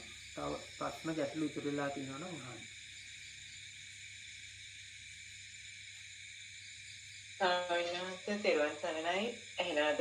ඔව් ඇහෙනවා කියන්නේ. සවිනාස අර ඉස්සෙල්ලා කතා වුණා මේ මහාන වීම සම්බන්ධව සහ ගිහි ජීවිතයක් ගත කිරීම ගැන. දැන් සවිනාස වහන්සේගේ දේශනා අහලා හිතන සවිනාස දැන් මොන තත්ත්වයෙන් හිටියත් අන්තිමට මේ මායාවේ ඉන්න ස්වභාවයෙන්ම අපි එක රාමුවලට කොටු වෙලා ඉන්න ස්වභාවයක්මයි නේද මොන තත්වයට ගියත් තියෙන්නේ. හිත කියන එක ඒක අර අපි මේ අර කාන්දමක් වගේ බාහිරින් ගත්ත දේවල් එක්ක ඒක මේ ඇතුලෙන් ප්‍රොසෙසින් එකක් වෙලා ඒක මේ රියැක්ට් කරන එකක් දිහා අපිට බලාගෙන ඉන්න හැරෙන්න මේක දිහා අමුතුවෙන් තවත් මේකේ හොඳක් හරි මට මේ නරකක් වෙන එකක් ගැනවත් කියන්නේ කොහොමද සායනාස් වෙන්නේ ඩෙඩ් එන්ඩ් එකක් කොහොමද කියන්නේ අපි ඒක හිතන හින්දානේ අපිට මේ උපත මරණය කියන එක තමයි මේ හිතනනේ හදාගෙන තියෙන්නේ. එතකොට සායනාස් මේක ගැන මේ අමුතුවෙන් නැවතීමක් හෝ මේ පරිස්සම් වීමක් සහ තමන්ව මේ ආරක්ෂා කර ගැනීමක් ගැන හිතලා එහෙම තේරුමක් නැහැ නේද කියලා තමයි හිතන්නේ සායනාස්. ඔබ කියන එක හරි. ඉතින් මේ ඒක දැන් හැබැයි ඒක පුද්ගල සාපේක්ෂයි කියන්නේ. එහෙමයි. පුද්ගල සාපේක්ෂ වෙන සවිනාසය අර මමත්වයත් එක්කමයි නේද? කියන්නේ තමන් ගොඩනගාගෙන තියෙන තමන්ගේ ලෝකයට අනුව නේද මේ සාපේක්ෂත්වය එන්නේ. ඔව්. ඒකකොට එක එක්කිනා බලාපොරොත්තු එක එක්කිනාගේ ඒ කියන්නේ හැමෝම එකම විදියට මේක තෝරගන්නවා එකම ක්‍රමයකට තෝරගන්නවා කියලා එහෙම ගන්න බෑ කියන්නේ. එතකොට දැන් ඒක දැන් මේක මෙහෙමයි කියලා මම ඒකාන්ත නිගමනයක් ඔබට දෙන්නේ නැත්තේ ඒකයි. ඒ කියන්නේ ඔබත් ඒ වගේ ඒකාන්ත නිගමන වල ඉන්න එපා දෙයක් කියන්නේ. ඒ කියන්නේ අර හැම වෙලාවම නිදහසේ ඉන්න. දැන් ඔබට දැන් මෙහෙම දැන් අද ඔය අදහස තිබුණා සමහර විට ඒ අදහස ඊළඟට ඔබේ වෙනස් වෙනවා. හරි. ඒ බව දැනගෙන ඉන්න.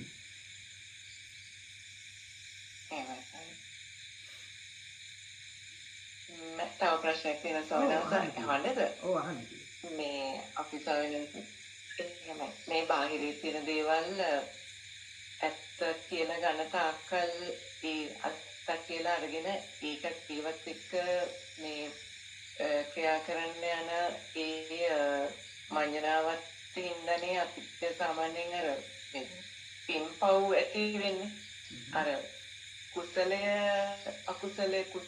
මේ තේරුම් ගන්නවා කියන සායනාංශ මේකනේ තියෙන බාහිරේ ඇත්තටම මේ අපි මේ හිතෙන් ගොඩනගාගත්ත මේ මඤ්ඤණාවක් කියන මේ වචන වලින් කියන්නේ පැහැදිලි කරන්න අමාරු සායනාංශ. ඒතර මේ බාහිරේ දෙයක් නැහැ කියන තැන ඉඳන් අපි ඒක එතන තියෙන බොරුවක් මායාවක් කියන එක තේරුම් ගන්න බලන් නේද සායනාංශ එතන කුසලයක් ඇති වෙන්නේ. නැත්නම් අර සතෙක් ඉන්නවා මෙතන මේ සතාව මැරුවොත් පව් එයාට කණ්ඩ දුන්නොත් පින් අන්න ඒ වගේ ඒක මඤ්ඤණාවක් නේද සායනාංශ. මේවයි දැන් පින කියන එක මම අර ඉස්සෙල්ලා කිව්වා වගේ සතුටනේ. ඒක ඉතින් අර පින හෝ පව කියන එක ඒක අවස්ථානුකූලට වෙනස් වෙනවා කාලෙන් කාලට වෙනස් වෙනවා. ඒ අදහස කියන එක හරි සාපේක්ෂ අදහසක්. මම කුසලයේ කියලා කියන්නේ එතනින් එහාට ගිහිල්ලා අර තමන්ගේ රැවටීමක් තියෙනවා නම් ඒ රැවටීම තමන්ම තමන්ට රැවටෙන ස්වභාවයක් තියෙනවානේ. මේ මනසේ තියෙන රැවටීම තෝරා ගැනීම තමයි ඒ තෝරා ගැනීමේ දක්ෂතාවයට තමයි කුසලයේ කියලා කියන්නේ. ඒක මේ පින පවට වඩා උගාක් එහාගේ කතාවක්. ඒකදී දැන් අර මේ අතුල තියෙනවද එළියේ තියෙනවද කියන එක එළියේ නැයි කියන එක වගේම අදහසක් තමයි එළියේ තියෙනවද කියන එක. වගේම අදහසක් තමයි එළියේ නැහැ කියන එක. උඩ එළියේද අතුලේද තියෙන කියන එක මේ ඔක්කොම අපි එක එක පැනවීම්. එළියේ තියෙනවා කියලා අපිට ඕන නම් එක වෙලාවෙදි පනවා ගන්න පුළුවන්. ඊට පස්සේ තව වෙලාවකදී පනව ගන්න පුළුවන්. එළියේ නැහැ වගේ. මම අර ඉස්සෙල්ලා පාට කණ්ණාඩි වල උදාහරණකින් කිව්වේ. ඕන නම් එළියේ මුකුත් නැහැ කියලා අපිට ඕන නම් පනව ගන්න පුළුවන්. ඊළඟට අපිට ආයෙ පනව ගන්න පුළුවන් එළියේ තියෙනවා කියලා. හරිද? එහෙම නැත්නම් අපි මේ ඔක්කොම මනසේ හදාගත්තු කතාවක් කියලා ආයෙ පනව ගන්න පුළුවන්. ඒ වගේ එක එක අදහස් අපිට පනව ගන්න පුළුවන්. මේවත් එක එක අදහස් පමණයි. එච්චරයි. මේ එකක්වත් හරි හෝ විශේෂ වූ අදහසක් නෙමෙයි. පැහැදිලිද මම මේ කියන්නේ? එතකොට ඒකේ මේ අර මං කලින් කිව්ව විදිහට ඒකාන්ත කොට ඒකේ දෘෂ්ටියක් හදාගන්න එපා මේක මෙහෙම්මමයි කියලා. දැනට අපිට ලොකුවට පේන ඒවා තියෙනවා. අපිට බැලුවාම පේනවා මේ උගාක් ඒ කියන්නේ අපි දැන් එළියේ තියෙනවයි කියලා අපි හිතාගෙන හිටපු දේවල් අපි හිමීට බලාගෙන යනකොට ඒක බොරුවක් කියලා අපිට පේනවා. ඒක අපිට තේරෙනවා. ඊට පස්සේ හැබැයි අපිට ඊළඟට මේ තේරෙන එකේ මේ පදිංචි වෙන්න එපා. ඊළඟට අපි තේරෙනවනේ යමක්. ඒ තේරෙන එකේ ඒකාන්ත කොට ඒක හිර වෙලා ඒකේ පදිංචි වෙලා ඉන්න එපා. මොකද ඒකේ පදිංචි වෙලා ඔබට ඉන්න බෑ ඇත්තටම කතාව. මොකද ඉන්න බැරි ඒකක් ආයි එන එක අදහසක් සහ දෘෂ්ටියක් පමණක් වෙන නිසා.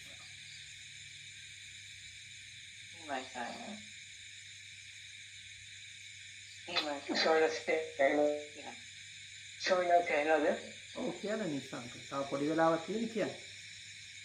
සොයනස මට පොඩ්ඩක් නිදා ගැනීම සම්බන්ධයෙන් පොඩි ප්‍රශ්නයක් කියන්නේ සොයනස දැන් අපි නිදා ගැනීම කියන සොයනස අර ඒකත් එක්ක වෙලා විදිහකට කල්පනා කරනකොට සාපේක්ෂණීය සොයනස කියන්නේ දැන් අපි මේක ජීවිතාත්මක දෙයක් වුණාට ඒක සමහරවිට පොඩි කාලයක් තුළදී වුණත් නිකන් විඩාව නැති වෙන ගතියක් තියෙනවා. සමහරවිට අපි එකපාරට ඉඳ ගිහිල්ලා ඊළඟ වෙලාවල් ගාන පැය ගානක් නිදා වගේ ඒ වගේ දැනෙන සොයනස් කියන්නේ නිදා ගැනීම තුල තියෙන සාපේක්ෂ ඒ කියන්නේ අපි වෙලාවත් එක්ක කම්පෙයාර් කරලා ගන්න තෘප්තිමත් වීමක් වගේ සැනසීමක් විඩාවර වීම අග්‍රීව කියන එකත් සොයනස් අනිත් ප්‍රශ්නේ තමයි නිදා ගැනීම තුලදී අපේ අර නිතර අර හිතේ තියෙන අර නිතර ගෝෂාව වගේ කියන්නේ ඒකද විඩාවට පත් වෙන්නේ නිතර අර හිතේ කතා කරන ගැතිය විඩාවට පත් වෙන්නේ කියන ඒ ප්‍රශ්නේ එක්කම පොඩ්ඩක් පිළිවෙල පොඩ්ඩක්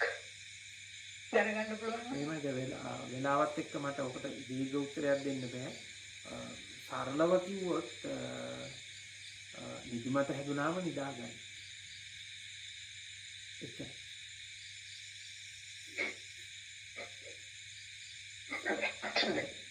හොඳයි එහෙනම් අපි අද සාකච්ඡාව හොඳයි එහෙනම්